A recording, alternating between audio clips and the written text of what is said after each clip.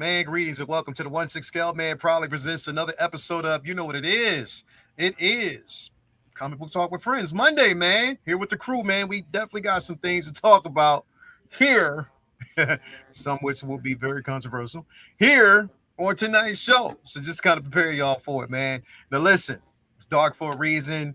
We had like a little outage. I think one of the circuit breakers went out. So I can't light up the back, but I'm here for y'all, man, as we always should be. So definitely thank you guys for being here for another amazing show. But of course, you already know I am not by myself, man. Got a crew of others and individuals in here, and we're gonna have a conversation as we always do. Starting off with my guy, Prop Wiz. What's going on, baby? What's going on, Prop? What's up, man? Baby, what's going on, baby? Listen, just want to properly welcome you to the Snyderverse. You know what I mean? Keeping your background dark. You know what I'm saying? If you get that light just right, you can get the eyes dark as well. Yo, welcome to the Snyderverse. Hey, glad to be here, baby. Got some stuff to talk about, man. I only read the Batman comics, only thing I got read. So this is the only comic book talk I'm gonna be able to dive into legitimately. But I can't wait for that. Can't wait for that. Yeah, that one came off kind of dope. Like it's some stuff, man. I got some critiques too, but it's some critiques, but it's a different take. It definitely is a different take, man. So we're gonna talk about that here in just a moment. Next up, you already know what it is, man. We got Jay in the building. What's going on with you, bro? Glad to be here, bro. I went missing for the world, man. A lot of stuff happened this week, and I'm glad we're here to discuss it with the fellas. I have been reading a little bit. I just grabbed this Venom joint today. One. I grabbed this Jedi Knights joint. Okay. And this Batman and Robin joint. I got it. This one, I only read the first few pages. But those are old. That's right. The limited joint. I just picked my stuff up yesterday. So I got a bunch of us I gotta start reading, bro. I'm gonna catch up. But it's good to be here with the boys. Crazy week. Yeah. Crazy week. Yeah. But, yeah. Go Birds. yeah. Go Birds. Kind of figured you was going to say some shit like that, bro. Yeah. Go Birds. I was waiting for you to y'all did your thing. Yeah. Anyway, man, bro, appreciate you. Thank you for being here, man. As always, next up, you already know we got Vin Dog in the building, bro. What's going on with you, man? What's good? Chilling, man. Yeah, definitely a very interesting week in America. I got to spend a lot of my weekend working on organizing the collection here. I'm doing a lot of filing of stuff I haven't filed in like literally years. So I've been doing a lot of reading, bag and boarding, and filing on a CLZ app. That is an app that lets you scan in all your comics, and it keeps track of them. And I've had a lot of fun with that because I've always wanted to have an inventory, a catalog. And like I remember when I was a kid, like I would write them down in a notebook, and that was many moons ago. That shit wouldn't fly today. I get carpal tunnel syndrome trying to write this shit down there. Mm-hmm. So that app is great. So I highly suggest checking that out. That's really, really good resource. Helps you keep catalog of. You said CLZ? Yeah, CLZ. It lets you catalog like keys too, and then of course. So let's say if you got Batman, like let's say you start collecting in the 200s, and then you missed a year because you were overseas or whatever, Jay or whatever. Everything you scanned in, like when you're done, it shows you what's missing. So like let's say you had a con. Oh, word. What issues like you oh shit, did I need number 48 or 49, whatever, it's all there. So like you could just go through and it shows you the covers of everything that you don't have, so you can look it up that way, and it tells you like a little bit of info about each book. And then of course as you're scanning it will tell you like which cover. Yeah, no doubt. And it'll tell you like all the variant covers that that issue has. So like if you're like I have number 8, but I really like this Jim Lee variant. Actually, let me track down that number 8. So it's like really great resource for collectors. Highly recommend that. So yeah, I've been switching over to Mylar bags, which is expensive, but it looks beautiful. Like the long box looks beautiful when they're all flipped to those beautiful shiny bags. So that's great. Other than that, man, just been catching up on shows. I've been like watching Kaiju number 8. I've been Alien Earth has been on point, of course, and just looking forward to tonight. We got a lot of fun topics to discuss, and looking forward to getting into it. Yeah, bro. Yo, I Appreciate just it. downloaded. That's what's up. I'm about to do this tonight. As always, man. We got next up IP Freely. Ooh, go Birds. Oh, damn. GG's, bro. That was a good game, but refs missed that call. I was. I don't know about that. That's what. Oh, they that was missed the call. They missed the call for the Chiefs. Oh, Hey, that's all. Yo, Nobody gonna cry for us on that one. I ain't crying over it. So it is what it is. But I'm glad we was able to get the game that we should have gotten the Super Bowl. Honestly, we didn't have an offensive line, so that's smoke. But either way, happy to be here. Always blessed to be here, man. Was able to get my mom started on some officially on physical training, even though I don't like the facility much so I might end up doing it myself. But she was able to kick butt there, and that's good. That's good. My dad recently had a toe amputation, diabetic toe amputation, so he's been day by day getting his strength back. So I'm just working with that, and yeah, man, just playing some games every now and again. Been playing Silk Song, which is a really amazing game, but it is the developers are psychotic. Man. I'll just say that they are psychotic in terms of difficulty in the game. But other than that, man, just been chilling. Got a USB lightsaber from my friend Fulcrum Customs. We're still working on it. It's still like a prototype, so we're still working on adjusting the color. But got a purple lightsaber for Mace Windu, so very excited about that. What that will turn into in the future once he gives me the instructions. Nice. Appreciate you, bro. Thank you for being here as always, man. And thank you guys out there for being with us as well. People in the chat, man. We good here. I'm gonna actually get to you guys in just a few seconds here because we got a lot to talk about, a lot to go through. But before we do, if you haven't already, today is the day. Today, 15th, man. You already know what it is, September 15th. We definitely released Quarter Water and Middlesworth. My man, me and my man Cordell put that shit out today, man. Shout out to Cordell Harris on this piece, man. It's out right now. You can get it on all platforms. Apple Music, Tidal. Let me get it. Yeah, anywhere else you can actually get it. Hey, Leo will have you making the steak face. Bruh. Talented cast, and especially if you like good hip hop, man. This is it. Yeah, definitely. Yo, bro, you know what? I was impressed again because when I commented on it, when you posted the clip, that was Cordell. Yeah, that was Cordell. Yeah, that was Cordell. I thought that was you, son. Y'all sound. I said it to my boy too. Y'all sound similar. So I felt like double surprised because I got to hear you today. Yeah. Spit. You know what I'm saying? And it was because at first when I heard the voice was different, I was like, oh man, I feel bad because I'm a negative person by nature. I don't know why. So when I heard your voice, I was like, man, hopefully my boy is as dope as the last dude I heard. It was, bro. It was. Syllables are important. I'm real whack, man. Like content is next. Content is there. Yeah. But you know what I'm talking about when I say syllables. You gotta have that rhyme word. My boy had 2 or 3 rhyme words in between it. Yeah, sandwiched in with the band. Come on, bro. Quarter water. Come on, Quarter Water Middlesworth, bro. Like it's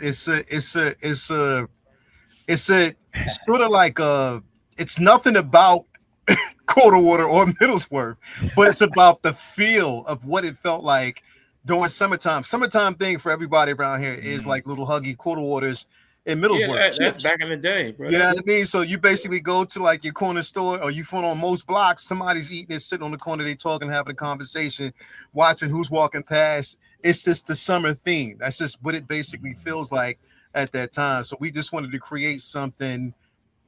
It's the visual through words first. There is a visual coming. So there is a video for both this and Crush Groove. So we got 2 videos that's going to be dropping here soon. that we're working on. We're trying to work in that as that scale. And the album drops on my birthday, on our birthday, which is October 25th. So definitely, there's a joint on there called The City. If you want to stink face, bro, that song is me, my boy Crooklyn Dodger, Mark 7, and my boy Swanson, man. It's like all four of us. Oh, Mark 7? And it's nasty, bro. It is nasty. So is everybody on that joint. Yeah, it's a nasty joint, bro. Like, it's crazy. So we got this album, because it's the last album I'm doing, is a dedication to hip hop. It's my dedication to what hip hop means, what it means to me, what it should mean to those who are diehards and respect the craft, basically what it is, man. And I was even proud this like past weekend, bro, seeing that the Clips, the first two to ever play at the Vatican, bro. That's fucking insane. That's dope. You know what I mean? Like, that is insane. But that's what I'm saying, bro. Like, it just goes to show that it doesn't matter if you can go from your 20s and still be in your 50s, 52, 53 years old and still rocking, bro. And it's important because you're pushing forth the culture, bro. It's not in their way, bro. In their way, they've never compromised. Yeah, that never changed. Yeah. Right, they're not out there doing auto tune and mumbling to do this. Like, no, they're doing this, what they did to get on. Yeah, that's what it is. Yeah, bro. I got the quarter water. It's like I can't find the city John. I see dark ice. The city. So there's two songs on there that I was featured on. Those cats are from overseas, so they hired me to jump on their joint and do a little something on it. My tracks are Quarter Water and Crust Groove. Those are the only two tracks that are on there. That's actually the singles. The album doesn't drop. The City is on the album, so I can't. Oh, the album ain't out yet because I don't see the album don't come out until next month. There's 18 tracks on that song, on that album. Oh, well, I got Quarter Water and yeah, it was 18. Here's the thing, Vinny. I was sitting down like yesterday. Last night, me and my girl were going through like the playlist, and I was like, I don't know. So I played The City. I was like, let me let you hear this, and do you think this is okay? I wanted you to hear it. Because I was like, the album Everywhere All at Once is a play on not the movie itself, but it's a play on. It's thinking about in the box of hip hop how people basically are one dimensional, thinking that you have to be one way. Everywhere All at Once is the box. People basically thinking how you can go from here to here, but you didn't think about what's here. You didn't think about what's here, what's on every side of that actual box. There's things that are untapped, but I wanted to touch on so many different things. So when I said I played The City, I was like, what do you think this album? You think this will be all right? She's let me hear it. Bro, by the end of the song, she was like, every now and then, you just want to step behind them keys and get grimy. And she was like, that shit is dirty. Play that, put that on there because everybody needs to hear it. And I was like, all right, cool, we're going to do it, bro. So, and Mark hit me up yesterday. He was like, yo, what track did I make it on? I was like, well, there's a track on there called Telling Tales. He's like, oh, okay. I was like, well, what's wrong? He was like, man, I thought you were going to put The City on there. He said, because that's dirty. I was like, all right, I put it on, bro. He's like, all right, bet. So I can't wait till that album drops, bro. It's just, it's again, my last, and I'm happy about it. I'm happy where it is and finally to get it out. So that'll be out on the 25th of October. Me and Prop Wiz's birthday. So definitely go out there and get that. This single is out right now. You can get it on all platforms. You can get this single. You can also get Crust Groove that's out there right now featuring Kia as well, Kia Wilson. So definitely, man, thank you guys and everybody out there who's been rocking and been patient enough. It's been years, but there's a reason. There's a method for the madness because the things and Wiz, bro, like it changes. Like the story changes or the narrative in the world changes, and sometimes it changes your approach to what you write, and sometimes you got to desensitize yourself from that shit and write how you feel. So it's just like you can't let the world change you, but you can change the narrative of the world through words. So that's just basically the way I see it, man. So I got you and Prop on the iTunes now. Well, I got Prop on the other one. Yeah. Oh yeah, I had to go on Bandcamp, man. I told them my Hate Storm album. I dissed a certain somebody, and I think it's conspiracy, man. I think they blocked me on some of them joints, man. So it's only on Spotify and Bandcamp. You gotta be nicer. Word.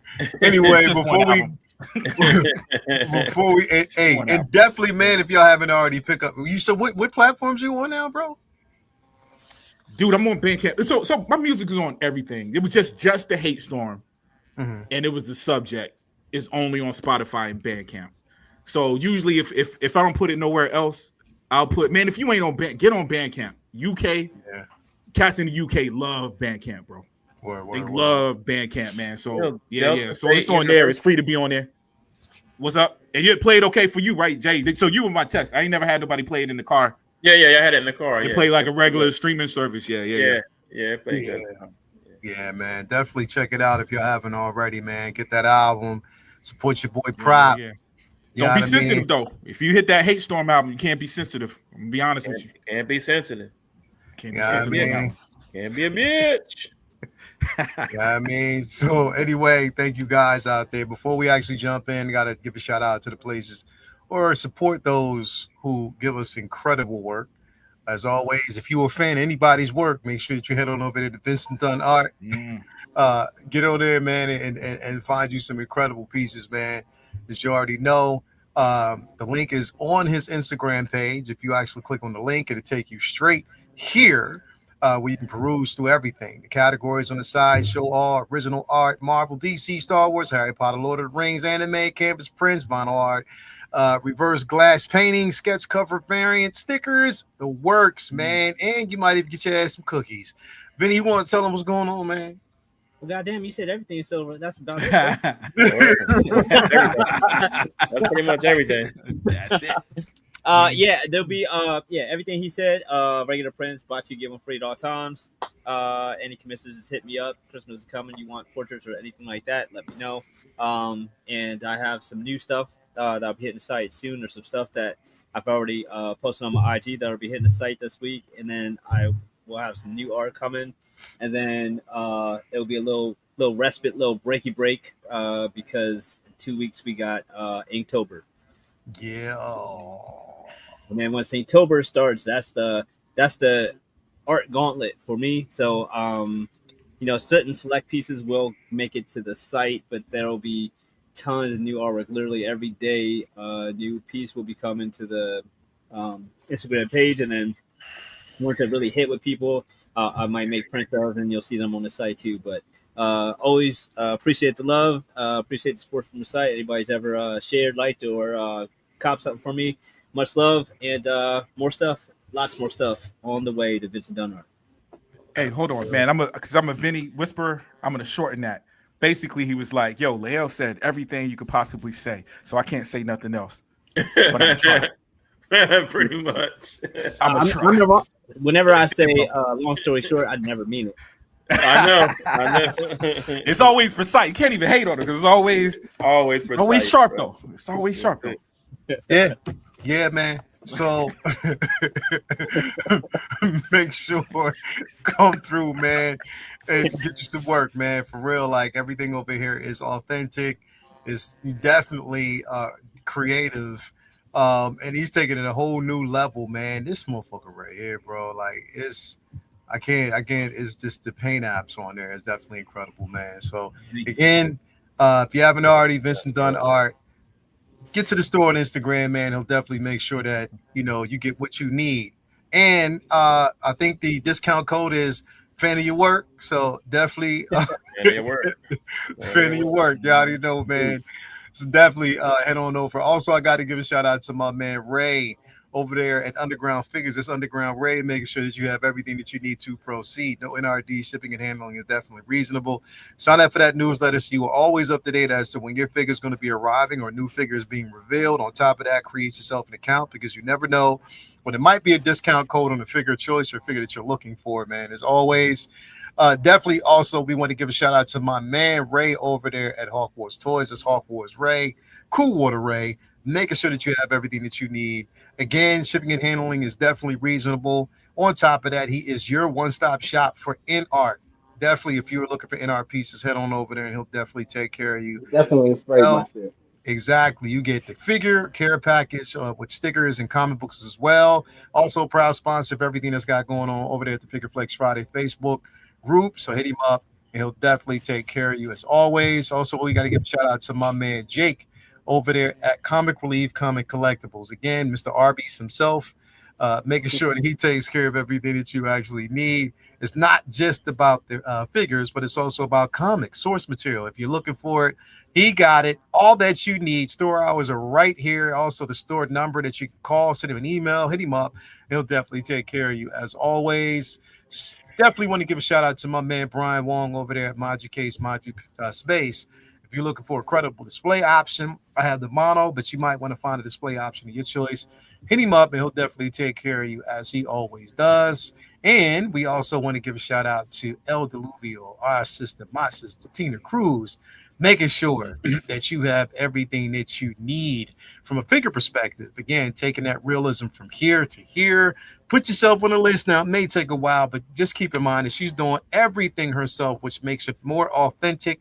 So nothing looks the same. You get your own look, as you can see. She does a phenomenal job. Hit her up, and she'll definitely take care of you as she always does, man, and she's supposed to, man. So definitely wanted to give her a shout out. But yeah, let's see who we got here in the chat with us as well. Let's start from the top, man. We got my man Malika Mabane, WRNR, Real Negro Radio, WRNR. For you listening down. Thank you for being there, brother. Hey, yo. Hey, Malika Mabane, man, how many people call you for requests, bro? You should have like a request hour, bro. Happy hour, request hour. And tonight we are playing the New Jack City Sounds. Teddy's jam for me, y'all. Anyway, who else we got? We got Heart of a Lion in the building. Thank you for being here. Who else we got? Pedro Lopez in the building. What's going on with you? But we got Ghetto Yodas in the building. Thank you for being here, brother, as always. Who else do we got? Mark Pizzles in the building. Thank you for being here, brother, as always. Renz Talentino. Thank you for being here, brother, as always. We definitely appreciate ya. We got Docinator in the building. Thank you for being here, the Booty King, as always, man. Who else we got? Fig Posers in the building. Thank you for being here, brother, as always. We appreciate you. Who else do we got here? Charlie the Unicorn is in the building. He said Vinny Da Vinci. Thank you for being here. Marla in the building. Thank you for being here as well. Who else do we got in here with us, man? Let's see. We got Heart of the Line, of course. Evangelium's in here. Thank you for being here. Appreciate you. We got Luminar. Lumi is in the building. How you doing, Lumi? So glad to see you here. We got S. Bizzles in the building. Thank you for being here, man. Thank you for being here. And we got the lady of the hour, my lady, Latoya T is in the building. You think I'm the hardest working, bro? She is absolutely the hardest working woman, bro. Up and down the highway every single day, man. Like, or Yo, whenever she, when you on the road, does she have you play Jadakiss? Knock yourself out. I was a model for a year and a half. Does she have you play that shit? If not, That's it. Nah, you gotta throw but that now shit. that you say it, I bet you do it now. I bet you she do it now, bro. Bro, you know what the funny part is, bro? She'll get in the car, and if we're on, whether we're on our way or we're on our way back, she'll lean over and she'll say, "You all right? You need anything?" Now I'm driving. Knock out. Bro, you already know. You all right? You need anything? Yep, I'm like, no, I'm good. She's like, okay. Yep. Sleep. And it's out, bro. Like straight up. Out. That's what like, supermodels. literally That's out, what supermodels bro. do, bro. Yeah, bro. She That's is what out. supermodels do, bro. Yeah, man. She don't. Yeah. I'm like, why you gonna ask me if you're just gonna fall asleep on me, man? Like straight up. Just make sure. I hope you slept tight as well. Just gotta make sure everything was good. Yeah, man. You already know, bro. That's definitely what she be doing, man. Who else we got in here with us? We got everybody. I think we covered everybody so far. Yes, man. So we got like a good amount of people in here to start the show tonight because we definitely got some things to definitely talk about here as well. Yeah, man. So I figured because everything else is sort of waiting. So we're gonna start the land of the nice so far. We're gonna start with this. Vinny, it's your boy. I mean, I know this is a boy that you basically been wanting to cover for some time now, and I think it's no time like the present for us to do it. Because again, like I said, we don't get a chance, and we don't normally start. Oops, we got a $5 bomb, but my man, he said from 11 to 1 a.m. Tune in to WRNR, sexy six fig slow jams Monday, Wednesday, Friday. Keep it sexy and flexy. Damn, bro. Thank you, bro. Thank you for that $5. We're gonna need to write that down. Yeah, bro. Ooh. Thank you for reminding me too, man. Before we actually jump into, keep in mind, yes. Halloween Initiative, which started on August 26th, will be going up until October 25th. Again, all proceeds, super chats, everything that we get goes towards making sure that kids have Halloween costumes, candy, and all the good stuff for the holiday season, man. So again, all super chats that you send in, and even if you don't do it here, if you don't donate here, make sure that you go over to your local Salvation Army, your Goodwill, or even go out to your local neighborhood where people are less fortunate, and make sure that we donate, man, because we need to show them that, again, we got class. We do it from here, man. So, again, anything counts, 99 cents, $1, $5, whatever you want to donate is definitely going to go through a great cause, man. So I definitely appreciate everybody in here who comes through when they come through. We appreciate that. We got my man, Mr. Sachi. What's up, Leo and crew? Great to see y'all as always. Great to see you too as well, man. As always, we appreciate you. Charlie Unicorn, sexy and flexy. That's going to be, hey, Bloomer, bro. We're going to have a sexy and flexy, bro. We got to do that, bro. One of these Jones, man, for real. That's going We'll to have be. to ask Lumi about that. She'll have a lot of questions. Hey, Lumi, can we do sex? Hey, Lumi, you watching? Can we do sexy and flexy for Figure Flex Friday? Now you got to make the guidelines because you do. You make the guidelines so people stay within that box. So sexy and flexy, they can't go outside that parameter, man. Because again, you don't want Lumi going at y'all. So definitely want to put that out there. As always, we got my man Cornelius. What's going on with you, brother? Thank you for being here. We got 1-6 Salvo in the building. What up, fellow collectors? What's going on? What up, my brother? So good to see you here, man. As always, appreciate having you, man. As always. So definitely we want to jump in. Vinny, you said that you've been wanting to do this guy for the longest time, man. So I was like, no time like the present, man. As always, got your boy in the building, Vinny. I'll let you take the reins on this, man. As always. Yeah, man. This is Kurt Busiek, writer extraordinaire. He was definitely one of the legendary comic book writers that I've wanted to cover for a minute. He first popped on the scene with DC doing some Green Lantern stuff that was not super notable, but he bounced back, and his first Marvel work, most people know, and that is Marvels that he did with Alex Ross. That set the gold standard for painted comic book series. That was pretty much the first one. Obviously, there's been many copycats, and people have paid homage, and it became obviously one of the kind of niche, incredible things that some industry artists have managed to do in a career, like Alex Ross again with Kingdom Come, his Justice series, and several other runs. But the first ones to really do it was Alex Ross and Busiek with Marvels. After that, this man that was like 93, and he had a hell of a 90s. After 93, he then in around 95 created Thunderbolts, and at the time, it was just another a superhero, a big superhero twist. It was another superhero team, and it wasn't necessarily known who they were. And then at the end of the series, Marvel did a great job guarding that it was actually the Masters of Evil.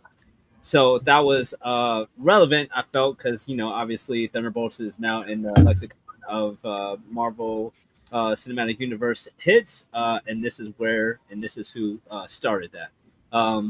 After that, he joined George Perez with Avengers, and he did a phenomenal Avengers run, which was really personal to me because I always liked Avengers at the time, but I always felt like it was kind of all over the place, and some of the best stuff was the older stuff. And this run with George Perez and Kurt Busiek was when I felt like it like really clicked, and Marvel had kind of took the book as a more serious answer to Justice League than they had since when it first came out, and because it was a lot of rotating rosters, and then I think when they did this one, they were trying to make it a super team again instead of just like a filler book. And George Perez art in that. I mean, we've talked about Perez many times. Rest in peace. Phenomenal. Like one of the legends. And Kurt's work on that was incredible.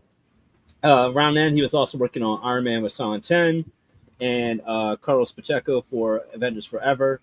And then he jumped on to Justice League and Avengers crossover with George Perez again.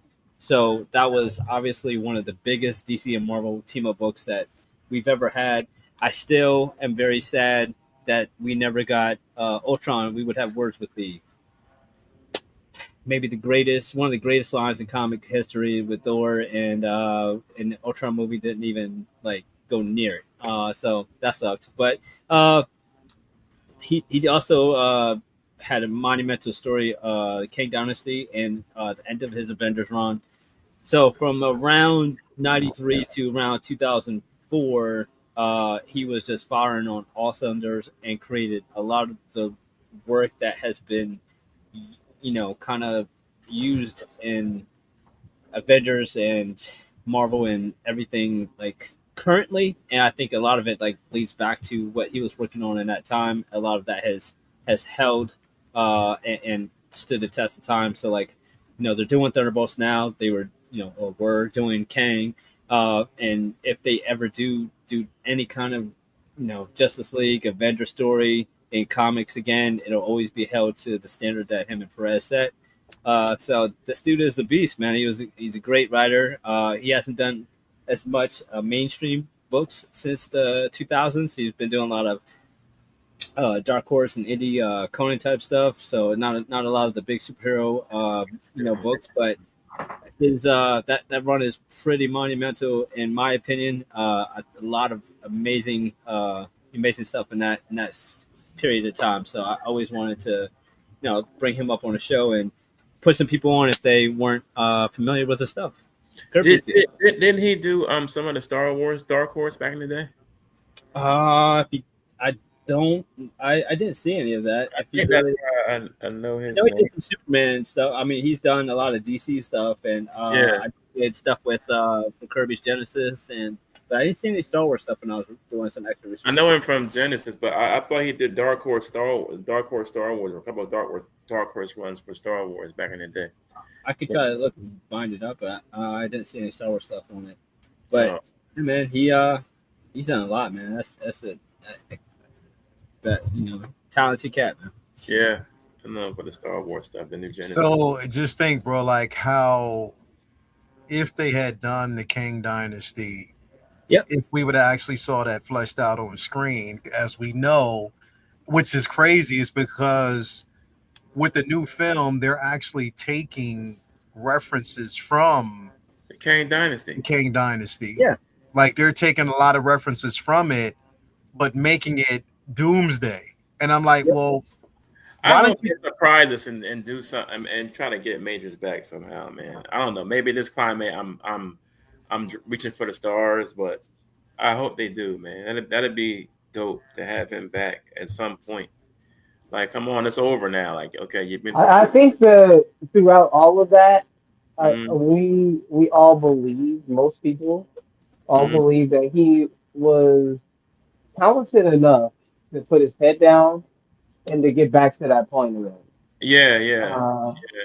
And from what I see, but from what I see, it seems like he's on his way up, right? He's keeping his head down, taking some good roles, nothing high profile. I haven't seen him on any TV. But that bodybuilding movie was off the chain, boy. Magazine Dreams is the epitome of an Oscar film. He acted his ass off in that one. if it wasn't for this thing, nobody else would even bother showing up to the Oscars. Nah, That's he strong. would have an Oscar for that. He would have won it. He If definitely he would have did won that film at the height of his popularity, oh yeah, that would have shot him. That would But have shot I him. think Marvel has seen that, bro. Like, come on, give the boy a chance. Like, I don't know. I just feel like they still got enough time to make a decision to pull him back as Kang, because nobody else can do the Kang. He's done it perfectly to perfection, man. Like, it's just I don't see nobody else as Kang the Conqueror other than Jonathan Majors. You know, I mean, So I got that figure, bro, because that's it. You know what I'm saying? As far as 6 scale representation goes, yeah, that's it.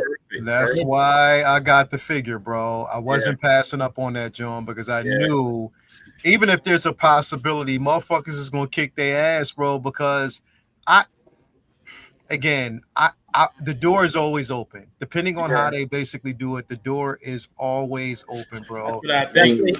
especially if it's a transfer. You know what I mean? Because with what they did with Loki and everything in the TVA, they easily, as much as I feel it's a little hokey or whatever, they easily could work it in where part of the reason they're putting the timelines is because several timelines, Doom becomes what we're going to see in the films, and that he was trying to avoid that. Mm-hmm. It's so as simple as that. Like, just have him, make that Doom was part of the reason, as opposed to just Doom coming out of nowhere. Because that's one of the frustrating things. Like, I'm rewatching Earth's Mightiest Heroes, Avengers: Earth's Mightiest Heroes. Which, by the way, if you've never seen that cartoon, check it out on Disney. It's one of the best,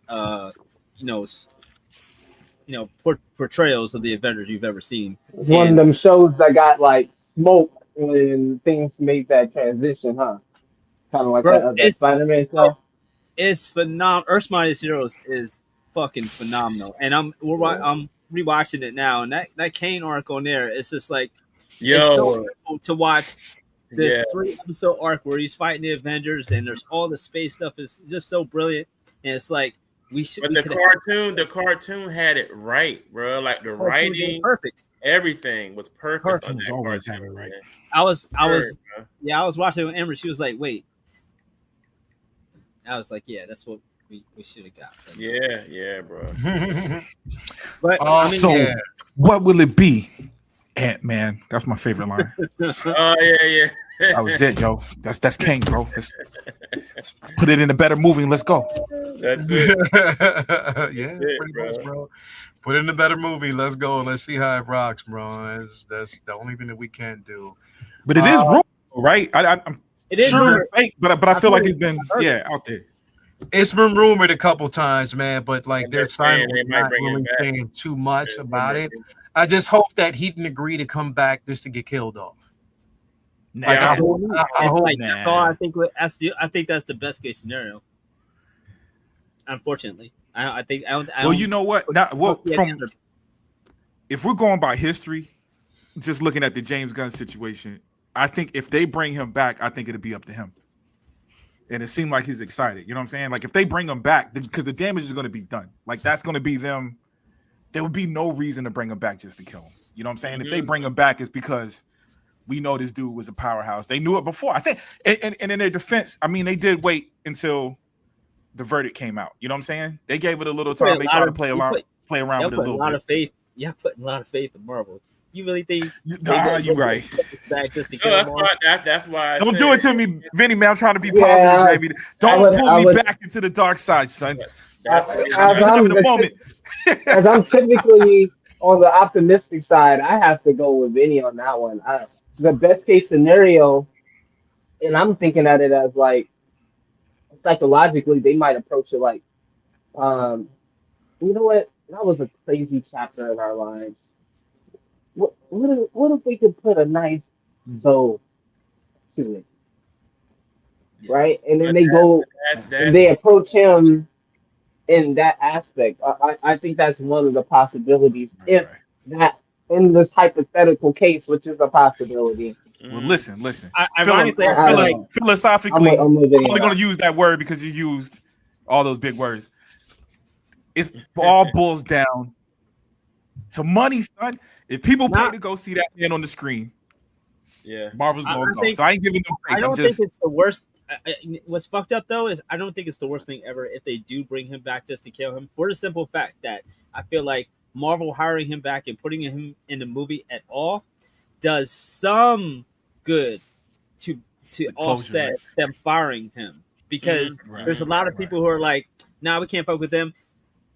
We don't fuck with him anymore. Disney fired him, but Disney hiring him back again, because people are sheep, and if they see you fired somebody, they think you must be evil, and if they see you forgave him, they think, oh, he must be better now. That's how people think. It's as much thought as they put into it. It's some people do more research and try to figure out how they personally feel, and other people Yeah. just look around and feel the temperature of the room. And if they see he's back in Marvel, even if to get killed off, they might be like, oh, all right, cool. We like him again? Yeah, All right, cool. Yeah. Well, because here's the other thing. I mean, along those same lines, if we look at even my boy that played Flash, Ezra, the people that I talk to, our community knew. Nobody else Regular person knows. don't know. About, regular you know people what I'm don't saying? Yeah. Yo, I think and even Major's a people little who- bit different, I think, in our culture, maybe. But I don't think. even But Hollywood, even if Hollywood says, "Oh, Disney forgave him, put him back in," all right, now we can't Yeah. see without looking like we scabs and we crossed the picket Right. line on him. right. Nah, but Ezra's wild, and No. I'm not making a point of how big or just the fact that when I talk to people did not know. So when they're like Flash failed because of the problems he was going through, not directly, maybe because he couldn't promote or whatever. You know what I'm saying? Yeah, but yeah. See, these nobody, corporations are only my gonna wife, move. I'm in this culture. The people in my house did not know what was going on. Yeah, You know They- what I'm saying? The they- people they- in my house Corporations did not know what was they're going on. not gonna move. These corporations are not gonna budge or move unless there's a lot, and I'm talking about a lot, a disproportionate size of noise, whether that is money going out their Yeah. pocket, that creates a lot of discernment. But also people online, people getting videos on YouTube and all of these blogs and articles.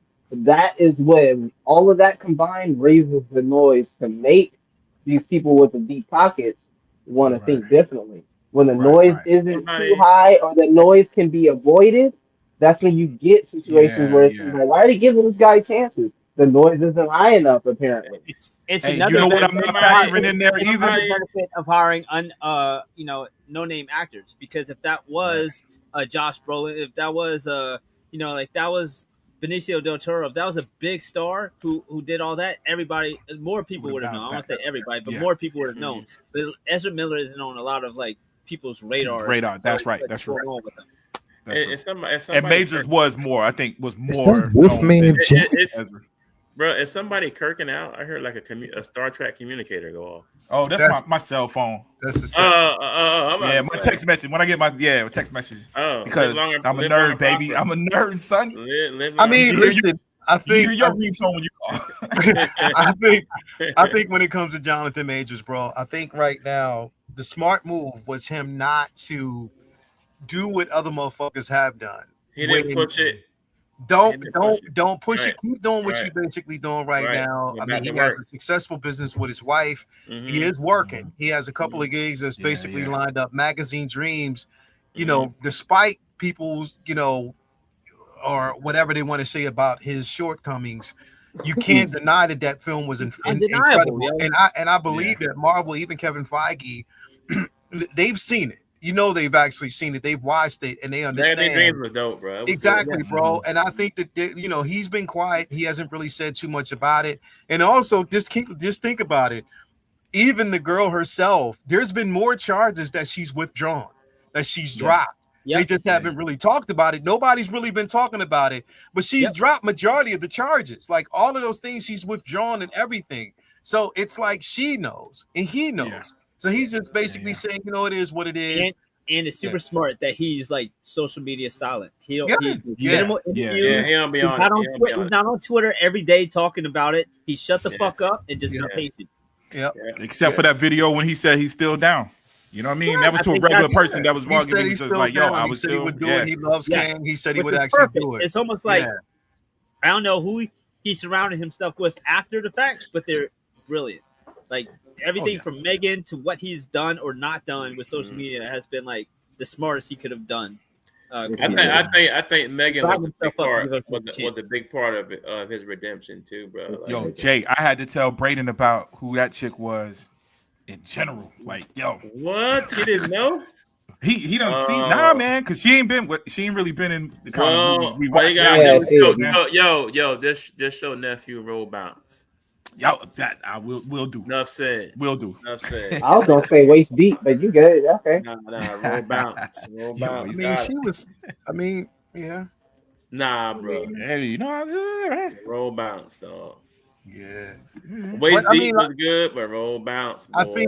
I think this dude, bro, like, I think his time is coming, and I think he knows. Yeah, it's coming back, bro. And I think there's been an outpouring of love of people who wanted to basically see him as Kang. Yeah, it's just that, hey, Marvel, if you're ready to rewrite that ship, and on top of that, like I said, I mean, from things that we know, you know, you're taking a story that was his and you're trying to flesh it out a different way, which doesn't make it makes no sense. If anything, you should have just called it Time Runs Out. Right. You should have just did that. Did the Loki come out after season 2 of Loki? Did season 2 of Loki come out after that, or was it after the drama shit? Yeah, it was after. And nobody reacted bad with that, right? No, everybody said he did a great job, and they were just disappointed. Hell, motherfuckers love Victor Timely. Shit. Yeah. That's what I mean. It was kind maybe of. I was insulated, but I didn't see a whole lot of. Kind of fishy though. Loki 2 kind of wrapped up where if they wanted to end Kang, it kind of wrapped up kind of nicely there, almost like they knew. I forgot. I keep forgetting. I forget when you mentioned the name Megan Good. That is kind of a soft spot, man.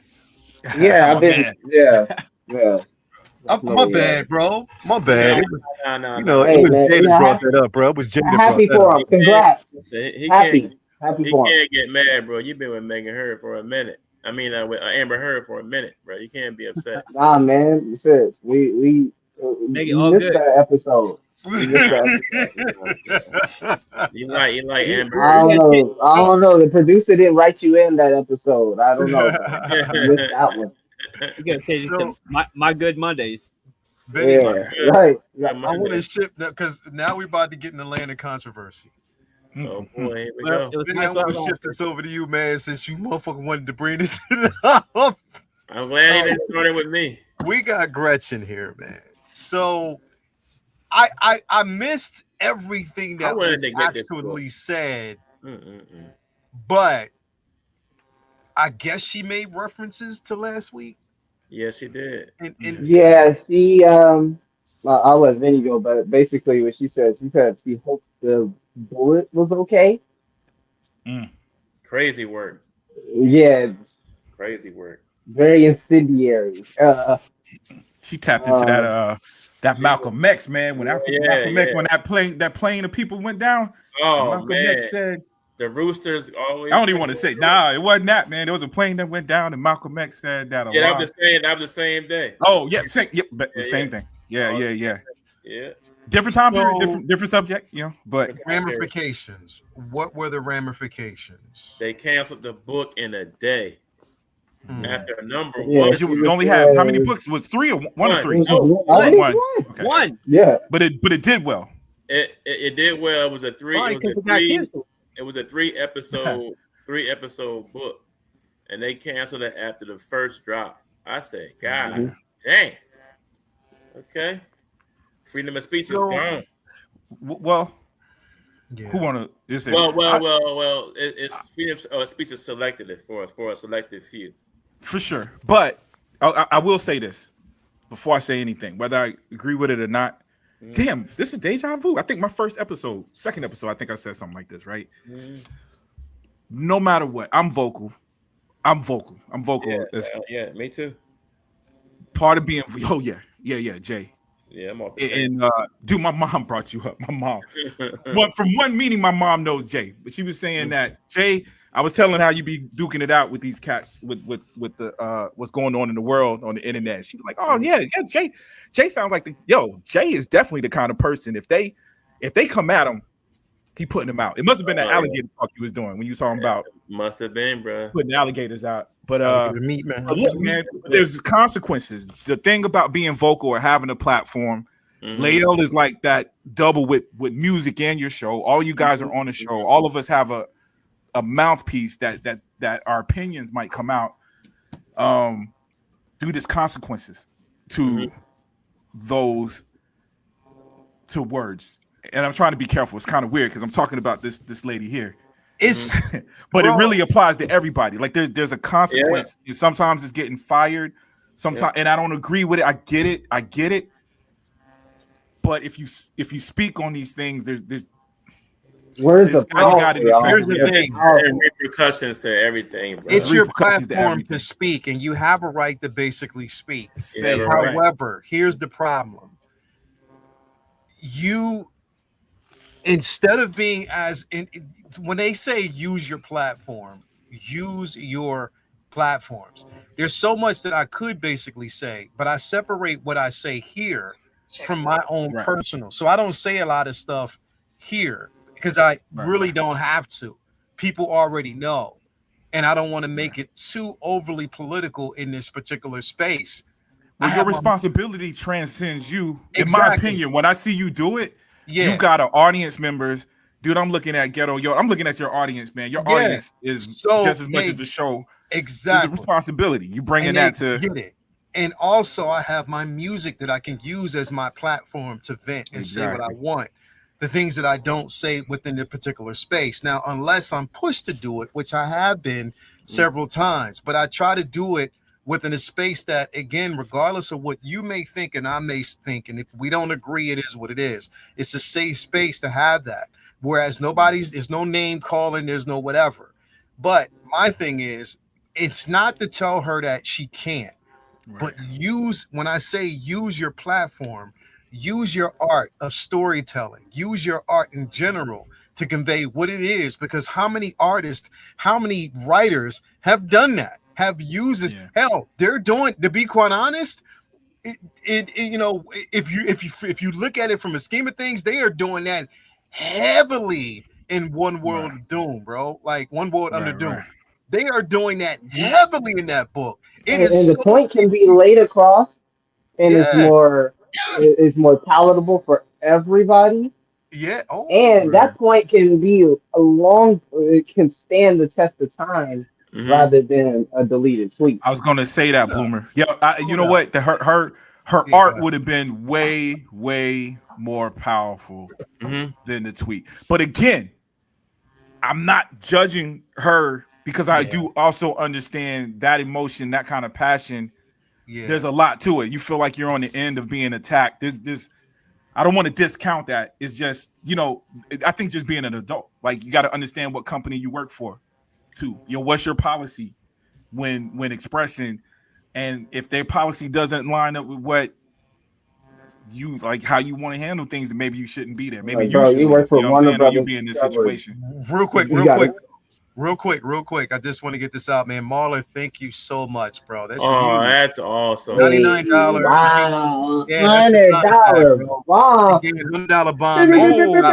Kids, man. Like, you don't know how much you have made a difference to a couple of kids out there already, bro.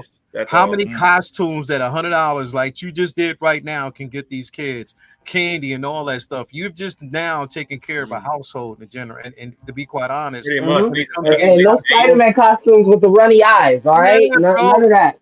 Bro, I appreciate you. We all have one. Like Mahler, definitely, bro. I want to get the kids to give you a shout out. Whichever ones we do this for, man, I want them to give you a shout out because definitely you have supplied something special to these kids, and that is super duper awesome, and especially when it's coming from somebody in the community, man. Appreciate that with all the love, man. I definitely appreciate that. Thank you so much, man. I definitely appreciate that, bro. So yeah, man, like wow, that's super wild, man. We got that's Jay, bro. You already know that's Jay. I know that's Jay, bro. You know that's Jacob, bro. You already know. He can play in the chat, but he ain't gonna get on the panel. He ain't gonna get on, but he gonna play in the chat. So but what were y'all going? Somebody was gonna say something. I forgot. I didn't want to cut you off. Oh no, I had finished it. That was me last. I had finished it. Vinny, what are your thoughts about this when you pulled it up, man? Because Vinny was like, he did what he did before. hey man, you might want to talk about this, but I can understand if you don't. Yeah, man. People getting canceled left and right talking about this subject. So it's a touchy times for the anti-snowflake crowd. Yeah. So the this is like a very interesting case, I believe, because there's a lot of outpouring of be sympathetic, be empathetic, and for certain certain groups, certain peoples, the things that this person had to say about their life, uh, they took very personal, and they weren't exactly let's just say they weren't exactly sad to see this person not be around to spread those words anymore. Um, so I kind of look at that with some of those comments on anyone who had any kind of less than less than tearful responses to it. I kind of took that into consideration with it, and I don't think many people who aren't fitting into those categories kind of look at it that way, unfortunately. Yeah. Especially for someone who said similar things about Floyd and other people and fought hard Yeah. for the right to talk shit about anybody and freedom of Right. speech. I mean, Right. that literally was one of his biggest platforms. So when people say, "Oh, I don't agree with everything," he said, "Well," and they say, "Well, shit, what do you agree with?" Freedom of speech. I mean, I think anybody should be able to say whatever they want to without Oh, of course. Discourse. within certain parameters. However, um, being able to say what you want shouldn't have any kind of legal repercussions. Unfortunately, that doesn't work in the job market where your boss can fire you for morality clauses and things like that. And here's where we get tricky because this is not an isolated incident. This is someone who has a past of extremely volatile opinions Mm-hmm. before they were even hired for Red Hood. Uh, Mm-hmm. this is someone who said, who celebrated Bin Laden uh, blowing up the World Trade Center. Mm-hmm. This is someone who celebrated, um, uh, you know, and had very insightful tweets about Palestine. Mm-hmm. And this is someone who has put out a call to slice the throat of J.K. Rowling, who just happens to Yeah. be the absolute the head of the absolute biggest IP they even have at Warner Right. Brothers, who Right. owns DC Comics, Right. which is why the call to take this person off this book didn't even come from DC. It came from the top. From the This kid top. was a WB Wow. executive who I mean, called, mm-hmm. "What are you doing?" And they refused to apologize. They said they don't feel anything bad about what they said. By the way, what they said was, "I hope the bullet's okay," and thoughts and prayers, you Nazi bitch. Oh Right. yeah. Yeah, like that's So I mean, yeah. I feel like Whew. this was That's someone who heavy, was bro. very interesting that they hired them in the first place because like Mm-hmm. Mm-hmm. J.K. Rowling is your cash cow over here, and your company over here hired somebody who wants J.K. dead, and Mm-hmm. Charlie has had some very easy to Google and look up opinions about many different subjects that are hot button, from trans to racial to gun issues, all those issues. Whereas to me, for my for my opinion on the subject, JK is mostly just advocated for safe spaces for women, not necessarily against trans, but still things like don't put trans men in women's prisons, which has been a disaster every time. The disaster. Mhm. Yeah. And arguing with people over that subject Yeah. has been the biggest controversial thing that's caused so many people to turn against JK, which is insane to me because it just seems like common sense. It's like me saying that somebody who identifies as a woman shouldn't be in a female prison is not saying I hate trans people, but that's how people have taken that. They perceive it that way. Right. Yeah. So she wrote a story in which J.K. Rowling is burned alive. So she's done this. This isn't something that's like, oh, they tweeted about this incident with Charlie Kirk and called hell. It was the camel. It started brought the camel's back. Yeah. That's technically what it was the one said. kind of pushed her overboard, man. Yeah. overboard. Here's the thing, bro. Like, feelings or not, and look, politically, you already know where I stand. And right now, I stand in the middle of really, I don't support neither party. I support the space of good and good intentions, and I support my people. That's where I sit. I support my people hard. You know what I mean? And that's where I'm at. But even me, I know the limitations of what could be said, because the thing is, number one, I got a family to feed, bro. I got a family that I got to take care of. But I know basically how to eloquently speak in ways that you will understand what the fuck I am saying, what I mean. You know what I mean?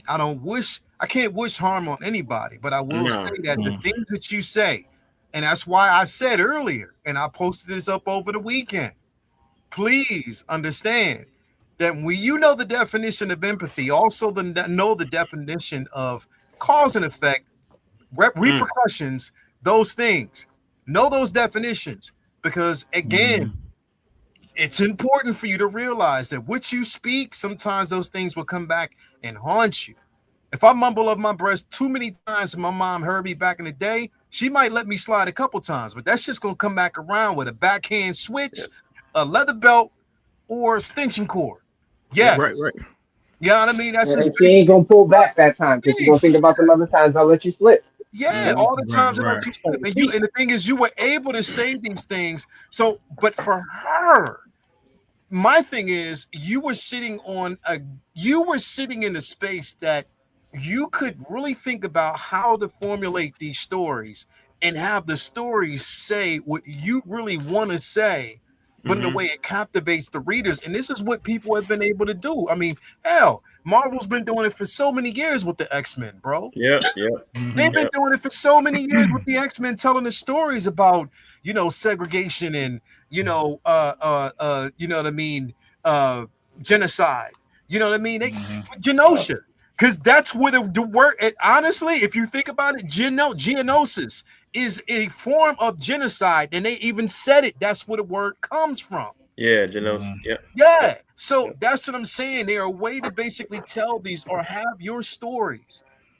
Make your story your voice, not openly basically. You got to understand why. Hold on. So a black student was just found hanging from a tree at Delta State University in Mississippi.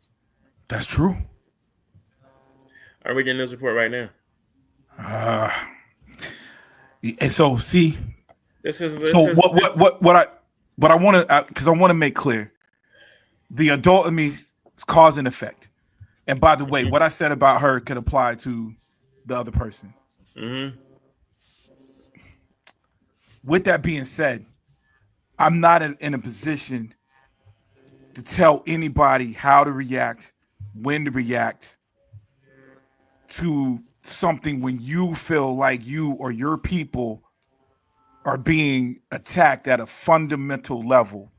Right. So I do want to make that clear. You know what I'm saying? Like I get that. So maybe it's just being older and being calculated, as all of us on this panel is, where I know it, as Lael said, I got a family to feed, but even if I got a message, I got to be strategic with my message as well, because I feel like things like Kaepernick, and not to hate to bring up something specific like that, but that was an example of the message got hijacked. It wasn't as strategic. It was something that was done that became a movement, and because it wasn't strategic, they were easily able to snuff that out and turn it into something it wasn't. The message got lost for most of the people. You know what I'm saying? And that's not to criticize him doing it, but that made me realize, dude, we do have to be strategic, because these people are experts.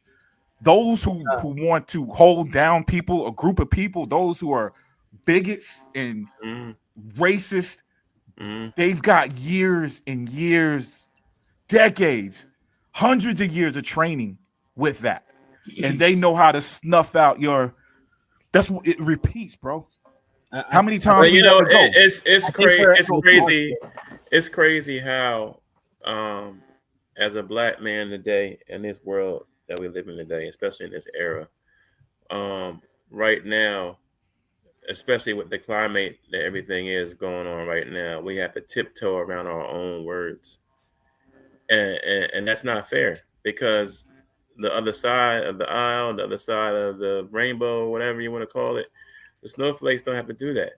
And I'm not being racist or whatever. They can say whatever the hell they want all the time with no repercussions. Well, we saw what happened the other day, but that was from years and years of speaking that way. But I'm just saying, I've never been one to tiptoe around what I need to say or what I have to say, especially as when it comes to my people or what I feel is right or wrong. But I think the interesting thing was the response, like, because right. when I asked her about it, she was like, "Oh, I'm not apologizing. I'm not sorry. That's Right. how I feel. If it cost me my job, it cost me my job. Right. I didn't.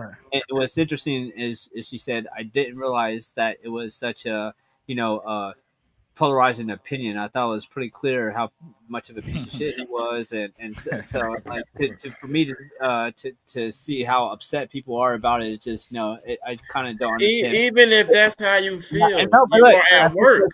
The interesting thing about that, though, is that we all sometimes do kind of live in our own bubble, because I believe it's very likely that they're surrounded by people who are supportive or allies, and maybe maybe everybody she knows thinks that this is somebody who they would never fucking support, and maybe doesn't quite realize just how big. And I think that happens to a lot of us too. It's like for us, like, we see causes, we see things that are wrong, and it's like, well, of course this is wrong, and then you take a step back and you realize just how much of the country has no fucking problem with it at all, and it's serious shit, because you realize, like, they are the majority, and like sometimes you just just like how we say, like, white people just read or watch Fox News. It's like, well, sometimes we just are in our own echo chamber, and we just 100% talk amongst ourselves, and we all know, like, this is wrong, but like to the big part of the country, it's like, well, they don't mean anything by it, so they think there's nothing wrong. Like, there's a lot of people who think unless you are dropping M-bombs and hand people from a tree, you're not racist. There's no other subtleties of racism. It's just that. Definitely not true. Yeah. And then you also have nuances of Jay. Yeah, there is on the other side of that. I mean, it's warranted a lot of times, but the trans community has done a lot to try to cancel people on the right for J.K. Rowling. Like, that's right there. There's a lot of people who have been canceled for saying trans or calling people the wrong pronoun. Right. 10 years. That's been very big, and this is kind of like their get back. They're like, oh, we've been having to watch what we say to to people for like the past 10 years or so. Like, we've been worried about getting canceled. We've been having all of our right wingers been drugged through the mud.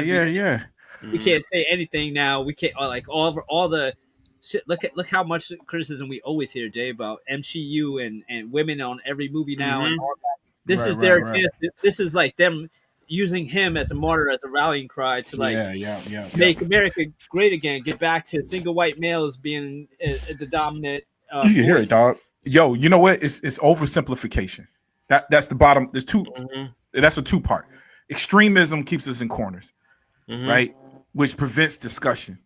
I say it's a complex. They oversimplify the issue, but it's really complex, which means it takes nuanced conversation. Because even when you bring up something like the trans issue, and like the example you used earlier, if I say that I don't think this should happen, doesn't make me XYZ, right? And we're just in a place where that's not even a discussion. Because if I say I don't like this one little thing, you already put me in this corner, and I've already put you in that corner, so there's no discussion, bro. And then unfortunately, we've got people I'm not going to say the guy's name because I don't want to set nobody off, but that particular Yeah. guy that we're talking about and opposing, those kind of people and politicians and those kind of leaders are masters again at capitalizing on that Flipping it, divide. too. Like, because Mhm.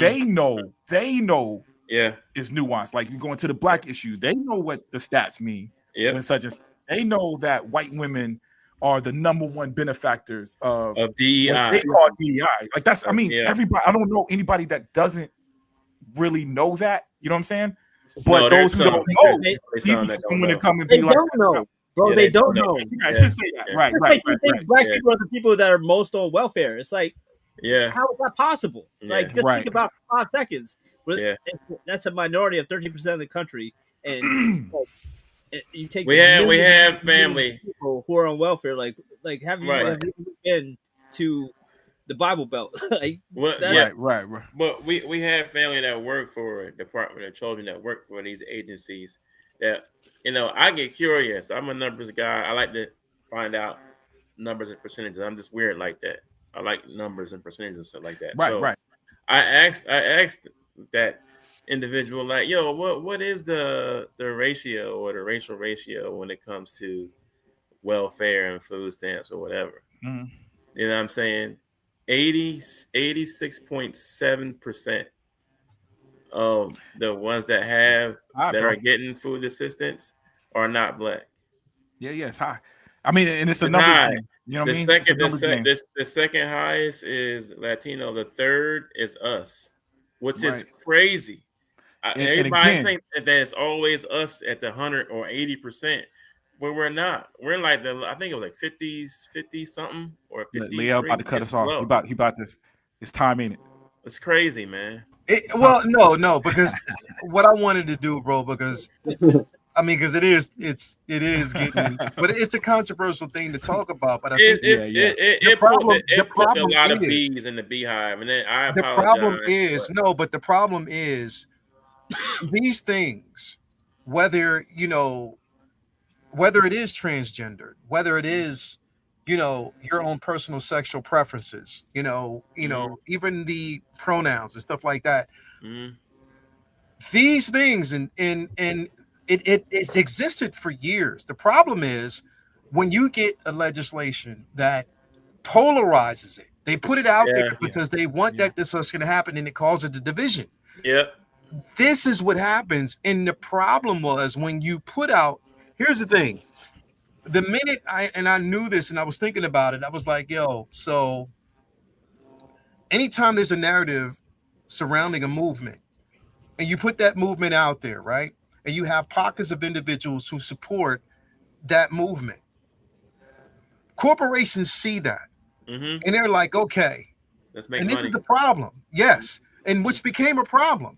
Corporations see that. It's a movement with well intent and good intentions. But the problem is individuals allow corporations to get in and capitalize on that so they can make money to the point where they've made enough money. And then when you have a legislation that said, nah, we don't want you supporting that, we're going to pull back your fundings.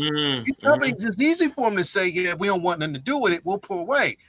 In this case, with her, it was a breaking point. Yeah. Because if she was already saying shit about J.K. Rowling, if she was already saying things in other spaces and everything else, this was an opportunity that they were waiting for. And they got her. You know what? I don't think so. I don't think they knew about that shit. I think the execs don't really know what the fuck is going on at DC Comics level. And I think the people who hired at DC felt like, as this is the type of person that gets to say what they want. It's like Chris Evans can say fuck Trump, but whatchamacallit, Gina Carano gets in trouble for saying fuck Biden. Like it's a very progressive time in media now, and it's a time where the left has been the leading charge of canceling people and trying to swing things to be more extreme the other way. And I think that they didn't mind the controversial takes when they were left leaning, and then once it was too far, the top brass came in and was like, hold up, this is gonna fuck with our money. Let's this is my point, and that's the difference in time, right? But here's my point. The reason why I say that it was a breaking point for them and that they had to step in is because look what's coming here within the next couple of years. Look what's happening right now. I think bro. Vinny spoke to that. But listen, but this is what I'm saying. Warner Brothers right now, and what's about to hit HBO Max is the Harry Potter reboot. And keep in mind, it was already stated that JK was about to pull the shit. Was about to say, I don't want nothing because of what was going on. Yeah, so there was agreements that were made, backdoor agreements and things that were basically made because they were like, look, WB, like, bro, that's majority. That is a big part of their fucking money. Huge. So they're like, no, we're not losing this shit. We can't lose this. We can't. I don't think that they knew. I honestly think WB doesn't be paying attention to what DC is doing. Comic books, I mean, you've seen they barely paid attention to the films until Gunn came on board, like let alone the fucking comics. So like this was their first issue. So I don't think it was something like somebody who's been there for years, been saying whatever the fuck they want. They were just recently hired to do this, and I don't think that whoever hired her felt it was a big enough black eye on their comments. They just didn't give a shit. Just like when they hired Gunn. And they seen all those fucking pedo tweets, but they didn't think it was a big deal because it was a different time. It was a time in which you could say dark humor things like that, and they didn't care. And when they hired her, it was a progressive time, a left-leaning time in which you could say shit like, the anti-JK stuff, because nobody gets in trouble for that shit because it's there's a big movement for it, though. There's a movement of people out there that just cannot stand that woman, bro, and they are huge. But if you look at which woman, JR? Yeah, right. There's so much bigger emphasis on Jay talks about a lot. I've talked about a lot. It's a thing that is a thing where they're trying to be more LGBTQ positive and pro left leaning positive, and it's like okay. And then this wasn't like I don't know if DC would have fired her. This is my point. I think this was WB firing her because they didn't know what the kids were doing. But that's what I'm saying. I don't think, and I know this didn't come from DC because they're all about product. And for them right now, they're trying to get themselves back to where they need to be. Somebody they hired who says that I write queer books for queer people only. I don't give a shit about anybody else reading my shit. They knew who this was. Yeah. And that's what I'm saying. Like they knew, and that's why she had a pocket. They have a pocket to do what it is that they want to do. But at the same time, and I'm glad Charlie, he brought this up. There is that sale that's coming, and they are basically selling this shit off. Things right now are iffy, bro, because it's like, you got to drain the well of dirt before you basically sell out for clean water, bro. Yeah. That's how it works. I think Marvel gonna buy this whole shit soon. Oh yeah. And they already they got their own Warner Brothers, right? They need to clean up and make sure. Let Marvel deal with the fuck they got going on over there before they try to. They probably won't let Disney buy them. Yeah. They have to go through a lot of fucking red tape. Yeah, that ain't. Well, Paramount put out Paramount did put out an offer. But yeah, like I talked about last week with the way Gunn setting things up to kind of protect himself in this sale. This is going to be the first of. I think the Gun move with the Superman 2, and I think we're going to see a lot of other moves that are suspiciously intentional because of the sale. Mortal Kombat was just delayed and pushed to next year, and their excuse was, "Oh, we had enough successes this year, but we're going to hold that off because we're in the black." Like what? Wait! They just delayed Mortal Kombat. Yeah, it was supposed to come out. They said we made enough money this year. We're already in the black. So what's the point of putting it out this year? We're gonna put it out. Oh, that's so stupid. It's the merger, bro. Yeah. It's that. I mean, it's dude, and even what James Gunn do. I mean, there's no saving anything, bro. It's if whatever makes sense. They would honestly be dumb. You gotta be making South Park money. I guess South Park is the only for them. And then Paramount tried to offer them some big money, I think yesterday. The tricky thing is it's just like we talk about all the time. Whenever we talk about with every creator that takes over a product, they don't want the source material. They want to say, "I did this. This is my version." Like Superman isn't Superman. It's James Gunn's Superman. Like whoever buys, whoever's running Paramount when they buy, if they buy WB, as much as Gunn has set himself up to be irreplaceable, whoever comes in there is going to want to be like, I hired the person running DC Studios. Yeah, So yeah, he may yeah, be yeah, okay yeah, for now, but that's a dangerous position for Gunn because because you could say as much as this is Gunn's DCU, it's Zaslav's because Zaslav hired Gunn. So he could say, it's all property.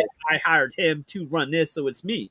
Just like just like Iger and all them saying, "Oh, Feige's my guy." Like this is what I did. Whoever the people running Paramount, they're going to want to have their guy running DC Studios. Bro, Star Wars proved it too. I mean, they kept Kennedy. Kennedy was Lucas's pick, but man, dude, Lucas had meetings with them jokers about plans. They didn't follow none of them plans, yo. You know what I'm saying? Probably because of that. It's like, yo, old man is gone. This is our thing now. Yeah. We got this. We know. Yeah. So yeah, man, they don't. It's suits, bro. Once you add suits in, it could go either way though. It could go. James Gunn can make a amount. It's like, yo, we'll add this to the thing because he made some money. It could go either way. You know what I'm saying? That's the thing. I just don't count on. There ain't no saving no position when it comes down to that dough. Yeah, it's especially when it comes to mergers, man. They've been making this is what the third one we done seen recently. Yeah, in recent years, dog, they be acting funny, man. Canceling shows that's been on for years, and I mean, listen, bro. Like, moral of the story, and I'm gonna move on from this. Listen, if there's freedom of speech. And you can have it, and you can say what you want. You can stay in no business with that, no matter what the property basically is. Yeah. But at the same time, sometimes even with that level of freedom of speech, be strategic on how you do it. Have a fallback, because I'm telling you, bro, like, just not even in regards to this and what happened. I'm just wondering how many more companies, her as a writer, how many more companies are gonna look at this shit and be like, well, we can't mess with you. Yeah, bro. Like I don't. That's what I'm wondering. Like, because this is highly publicized shit right here. So, I don't think other companies knew that. Lana, she said early on. Now that this is out here like that, this is big out there. Research. Now it's research. Now let's go back and see what else is going on. Don't draw too much attention to it. And look how the opposite, the double standard. Because on the reverse, the person she's talking about, the media. This is. Both sides, media has been less and less. Like, everybody's been real positive because I don't think people are used to seeing people react this way. Like, it's a scary thing when you have a large 70+ million people reacting a certain kind of way. But we're in an era too of desensitization, where sort of we've been desensitized to a lot of assassinations and stuff. We've been seeing it for so long. I mean, from a soldier's perspective, when I heard the round go, I watched the video like, what? Oh man. And I saw him go down like, oh yeah, he's gone. And I said that not being disrespectful or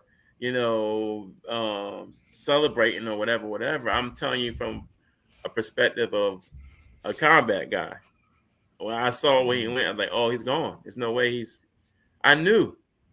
And then to see you come in me like, what? They announced it maybe, 40 minutes later after they got him to the hospital, he was gone. I'm like, damn, I knew it. You know what I'm saying? But it's like, we've gotten, as a country, we've gotten so desensitized to things that the reaction that people have been having, I'm not surprised at all. Like, it's been That's a good point. The thing is, and I'll say this, and then we're gonna move on, man. I say it like this, and I said this before. I think it's the easy way out. It's too easy. It's too easy because I would rather kill you with words. I would rather kill you with a debate.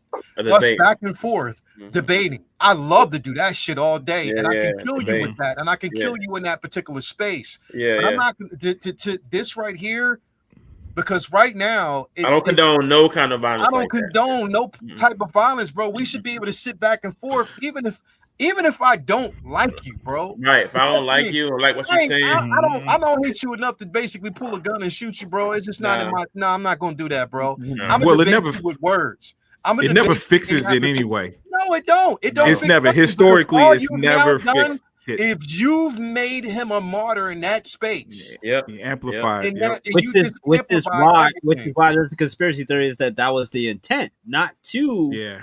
not because they disagree with them, but because knowing that that will be the result. Make him Yeah, a I'm not martyr, doing that, bro. You know, it's we live in a crazy world, man. It's a crazy world. Moving on though, because I want to move on from this, man. Look, again out there, I just wanted to, we talked about this, and I wanted to dead it because again, we ain't condoning. I'm definitely not condoning any type of violence at all, because I'm not just it's not the space that I live in, and I guess and again, listen. His kids are young enough to not know what's going on, and I pray. The kids for them. were there. Bro. I pray for them because that was a father that they saw, and they seen saw him die. That right there was bad, bro. That was bad, terrible. The kids and the wife were that there. Particular space. But I will say this: the same energy that you have for this. Have for anybody else, especially this color that's going through the same shit. Right. Have the same level of empathy, bro. And that's what, if you want empathy, the empathy has to be spread. Definitely. Don't just be one-sided, man. Was not a made-up word. It's been in the dictionary for a long time. It's been in there, bro, for a long time. So that's what I'm saying, bro. I'm just not gonna do it. And y'all know. People know basically who is my arch nemesis out there. You already know. And that person's out there. I don't want to pick up a gun and kill that person. No. I'm just gonna kill you with words, or let you kill yourself with your own words by not saying shit. So it is what it is. But let's move on and go into this particular space here. Batman 1. Listen, love the costume, bro. I that number one. But the book itself is fantastic, bro. As for number one, it is effing fantastic because we're getting back to it. Well, not getting back to it, but it's like, oh, you know what it's like? It feels like a little bit, Vinny. It's like Bruce Wayne had a whole fleshed out conversation with the Punisher, bro. Nice. This is a philosophical conversation with the Punisher, and the Punisher explained to him why he needs to be a certain way. Nice. That's what it feels like. Nice. In this book. I love it, and the thing is, bro, I loved it because it's getting back. It's a reinvent. They're reinventing, not reinventing. It's just a totally different look on this character, bro. You know what I mean? Like it's a tonal shift. Yeah. Good old Bruce. Yeah. This artwork, man. This is the only cover. The one in the middle is the only cover I couldn't get. I got the one. I got the one on the right in the tinfoil. I didn't open it yet. I got two of them. I got two. I got the J. Scott Campbell, and I got I got the J. Scott. I got the Archer. I couldn't find the other two, but I got the tinfoil one. I haven't opened the book yet. Dude, I want this one in the middle, man. I only looked on. I got a poll. I got the one on the far Midtown on my left. That's the one. That's the cover that I got. I got that. That one in the middle is fire, but the mask broke. It is dope, but I wanted the one on the left because, bro, it had everybody there. Yeah, everybody there under the cow, under the cape. Number one is fire. Yeah, bro. Killer Croc and Two-Face and Mr. Freeze. Oh, that's dope. Yeah, that's dope. I like that. Yeah, exactly, Malika, man. Back to basics. It definitely is. It's like, no, not that. Oh, man, it's back to basics in this era of originality. God. Yeah, definitely it is. You said prop wiz, you need Batman 1. To go with Spawn. That's Spawn. Yo, I'm done with 1/10. That was it. $400. I'm done with 1/10, man. Nah, you got one more to go. One more. The thing is, but it's sort of like, I don't know, Vinny. Tell me what you thought. What you thought, bro? I want to get your perspective, and then I'll tell you where. Yeah. Well, it's the beginning of a story, so it's not it's not self-contained. So I'm kind of reserving my opinions on the story in general. I like the story. I like where they're headed. It Yeah. definitely feels a little more serious. Yeah.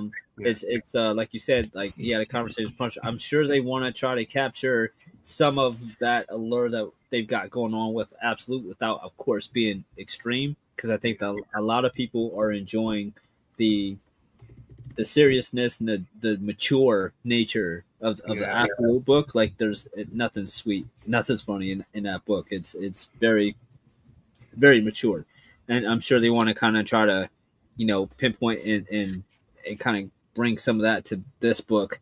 Jimenez's art is he's one of the guys right now, man. His art is phenomenal, and I love how great he is at the ancillary stuff, all the stuff in the background. Like he doesn't no Liefeld like motion lines in the background, so he don't have to draw it. Like there's no solids in the background. If you're in the city, you're in the room, you're seeing everything that you would see in that city in that room. He does great job with big picture. And Fraction is one of the the main guys in the writing business too, man. He's a great writer. I'm very interested to see. Whoa. Hawkeye Matt Fraction? Yes, sir. There's Oh, the one and only Matt Fraction. I have to drop in on that because I love that Yeah. run with him and Kate Bishop. Yep. Oh man, Yeah. he's really good. Yeah. And I don't know. I love the rollout. I love. I mean, I know that growing up in the '90s, where so many people used to shit on foil covers and the bags and this and that. Now I will admit, yes, it got When? crazy. They did it too much, but you pepper in some special covers here and Yeah. again, especially with the way the comic book industry is, and you get people to buy 3 issues of Batman 1 instead of 1. I'm not mad at it. I don't care. I'm not mad at it. I got like 4 different covers myself, and I don't apologize for it. I'm a collector. Like so what? I got 2 of the blonde bags. I got the Jim Lee Fit Bat Family cover. I got the Jimenez like main cover, and then I got the J. Scott Campbell and the Art Germ foils in my blind bag opens, and that was fun, man. Opening up a blind bag, you don't know what you're gonna get. Like that Yeah. is I like Did that. this shit come out last Wednesday? Last week. Yeah, bro. Yeah. Fuck, I pulled up to my shit. It Yeah, bro. Oh, should be sitting in your pools if you get Batman Yeah. pools. Yeah. If not, it should be on the shelf. Like the regular covers should probably be on the shelves. Like I went and Yeah. so they must have had like a variant, and I just like I don't know. I have to go back. Because it was Dude, this dropped. The Nova book from Imperial dropped last week as well. That shit was fucking fire. I think the Green Lantern dropped last week as well. That one was dope. Yep. I just finished that one over the weekend. What else basically? Oh, and One World Under Doom issue basically dropped where he fuck. All right, I have to see today's issue then because I think I only You didn't get that? You didn't read that yet? No, I only read up to 6. Yo, listen, Yeah. I'm not gonna say nothing, but Vinny, I know. I got it. You I want go every Doom? week. You go every week. you want Doom? You want Doom? This motherfucker got fireworks going on to tell me spoilers. You want Doom? If you want Doom, At least if you're getting more. Listen. If This you is the want indication. Doom, and you want Doom to do what Doom does, and to talk his shit, this is the book to get. All right. This is the absolute. This book right here is fucking everything, bro. It is everything. You gotta get it, bro. Get that No, shit. I go once a month. Yeah. Like, I'll go every week. So like if whatever comes out in between. My I'll bad, be bro. fine. I'm saying I have to. I gotta stay ahead of the curve, especially for this shit, bro. Yeah, true. You know what I mean? Yep. But yeah, I Cool. definitely will Yeah, be pick it picking it up.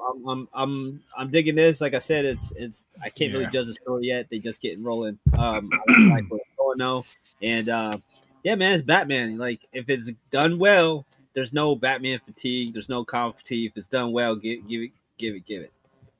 Yeah, definitely, man. Yeah, I fucked up because I only got like the first don't I think I have I have like 2 issues of this Ultimate Spider-Man, and now it's like halfway through it, they were like, "Oh, it's coming to a close." Now I'm like, "Fuck, I should have got all of this shit."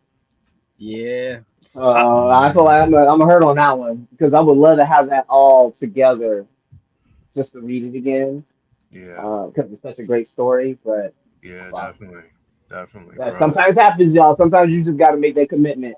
I'm pulling Yeah. this and pull it. I love the costume too. That blue on the black. I don't think I've ever seen the bat symbol drawn Yeah, Like that. I didn't think I was gonna like it, but it was dope. blue. It pops. And then there's certain pages where I lied. He does have a page or two where it's dark. Yeah. And you can tell the intention is to show you how that blue on the chest pops. It's a good design. I like it. Pops. It's a great design. Who's the I was gonna say who's the inker and the colorist on it? Who did the art? I don't know who did the inking, but it's Jorge Jimenez. I'm not sure. I might be butchering that, but Jorge Jimenez or however you say it, Jim. Not familiar. Is he more on the DC side of things, or you kind of Jimenez. Thank you. Jimenez. He's done a lot of the regular Batman run. So he was Okay. right here. Yeah, because you look at that emblem, it does kind of remind me of Absolute Batman. Sorry about my bad, Jay. Trash. Oh man, My bad, Jay. Garbage. My bad, Jay. Nah, man. Yo, Jay. I'm Yo, telling you, if you see Vinny, that, we gotta, bug the fuck out, bro. yeah, bro. We gotta B.A. Baracus, Jay, bro, and tie him up and just read the Yo, shit. Make remember it Christmas put Story? him in that joint that locks his head to the front. It just makes.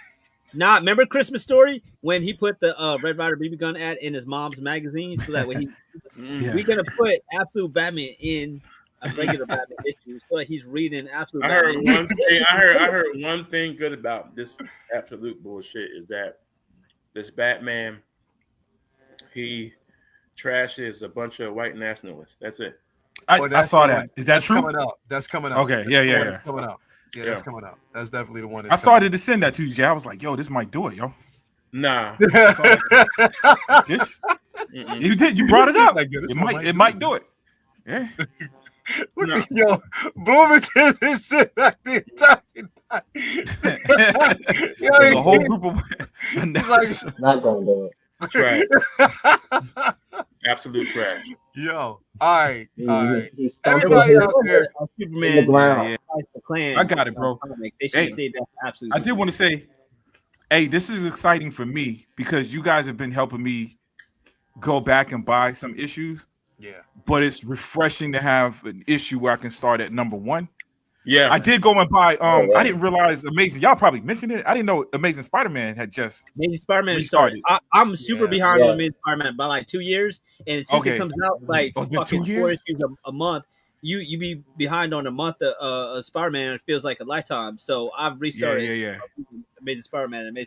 Bloomer, you Hey, so I went back. I copped them. I just bought the whole set. I don't know if y'all gonna like what's happening right now. I'm gonna just keep it back. Oh, what happened? I don't want to read no book where Peter's going through more shit than what he usually go through. I can't stand when they do Peter Parker dirty. It's no more or less. Don't feel bad. Here. Well, Peter's on another planet right now because he got his ass beat by a cosmic sumbitch. Like literally, And, or you got to break. Now I gotta know. Okay. He's on another planet right now because he got his ass beat. Hey, why black people talk the way we talk? Because people be like, "Yo, you off the planet." That's like a slang term. It like, is. yo, Peter's on a whole nother planet right now.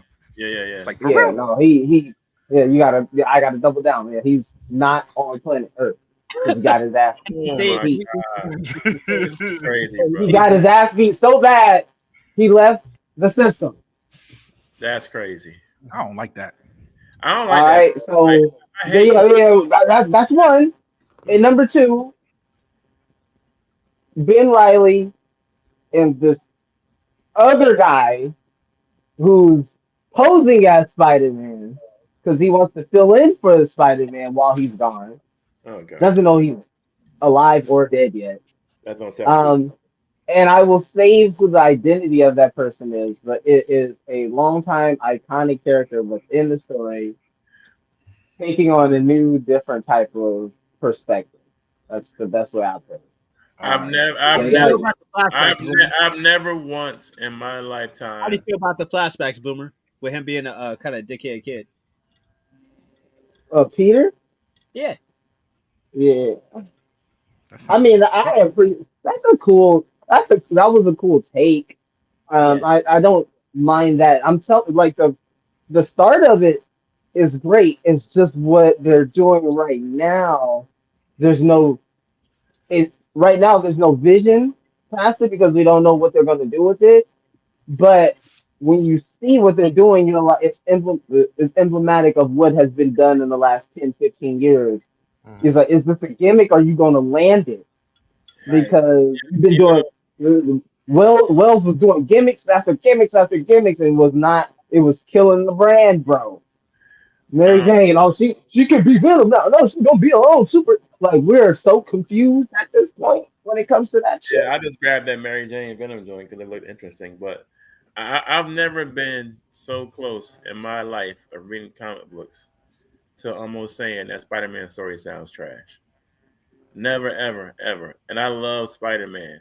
I hate that It's they just that I don't know, this new age of yeah, ASM has not it's been like hidden, bro. they Ultimates, always take man, they've they dumbed it down, always but it's the writers, bro.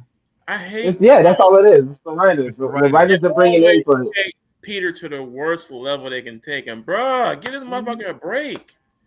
God, That's why Ultimate Spider-Man is fucking god tier It's the because ultimate, like the yeah, you ultimate get to version. see Yeah, him, yeah. be him, and with this whole other like yeah. interesting and anxiety Perspective, filled yeah. context around him. Like that's what I've makes never Ultimate been Spider-Man so so close. do, well do, done. I've do never you, been so close to calling that version trash. Never. bro? Do you think it's because they done told every Spider-Man? Because I'm gonna tell you how behind I was. I bought the last, is it volume 6, Spider-Man #1.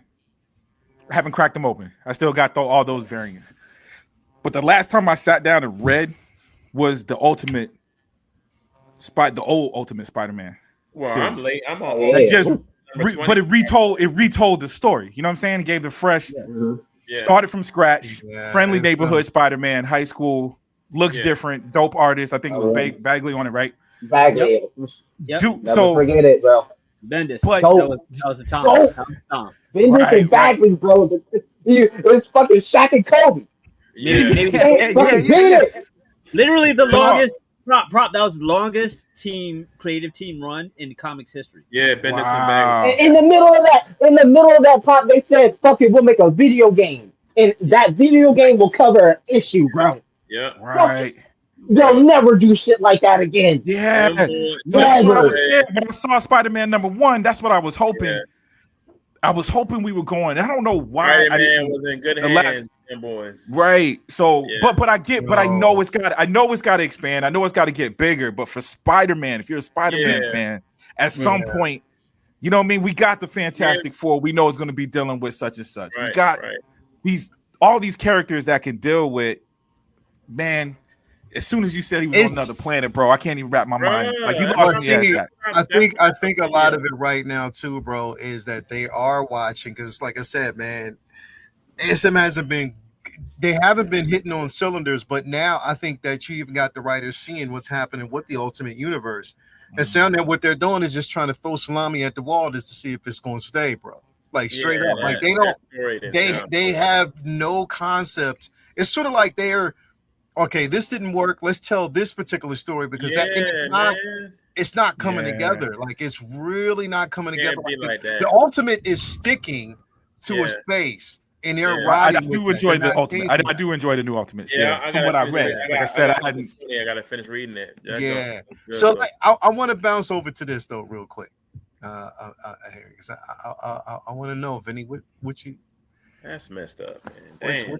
What y'all think about this, bro? What y'all think about the Is costume? it real?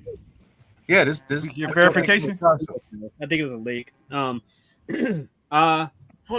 up. This is real. I thought it was fake. This is the Doom. This is what Doom. I'm torn on it, bro. I'm torn on it. because Hey, that's why I want to hear what are you torn on? What's the What problem? part? What part? torn on it because that's Dr. Doom. So Yeah, I'm yeah. very happy with the suit, and So, the thing that's frustrating and tricky for me with this portrayal of Doom is it's just like with all the costumes that are going to be given out to the X-Men. All these everything that's going on in these films is going to go away, and we're going to have new shit. So I almost yeah, don't want too perfect, too much perfection, yeah, which kills me to fucking say because yeah. I want the perfection with the characters that are going to be here for a minute, not the characters that they're going to use Yeah, to be not a a throw. momentary Like, perfection. You want sustained right, perfection. right. So it's like I don't want this.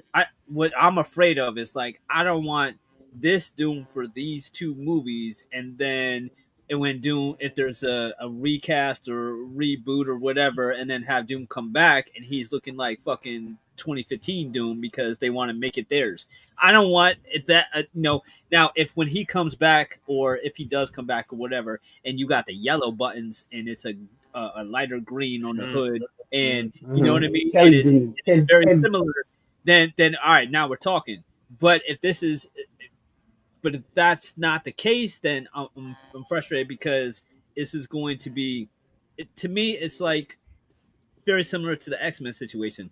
I don't want them using all the dopest costumes on the Fox X-Men to say goodbye to them, Mm. and then they die, and then we never Right. see those costumes again. And then when we see the new X-Men come, and whenever we come, it's some like totally new, different shit.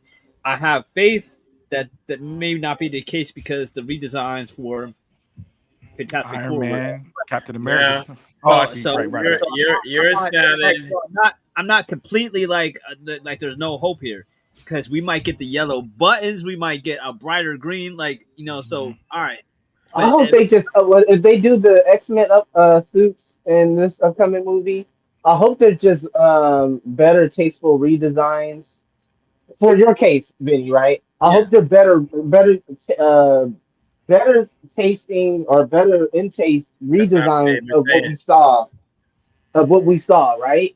right. Mhm. So that opens up the window for them to actually hit it when we see the actual team later See, on down the line. That's not what they've been saying what though. but see what's But we don't know frustrating. which Yeah, version. yeah, yeah. You Yeah, That's had what I was just saying. That's what my hope for Vinny would be. Yeah. yeah, But Boomer, they had the opportunity to do that with Deadpool Wolverine, right? Give us yellow yeah, or blue here, and yeah, then leave the option at least for us in our head in our head canon that all right, maybe yeah. we'll get tin and brown when they recast, but they fucking wasted it in a fucking way montage scene instead of saving that Mhm. for the next actor who could have used that to get you past it's a new actor as Wolverine, boo.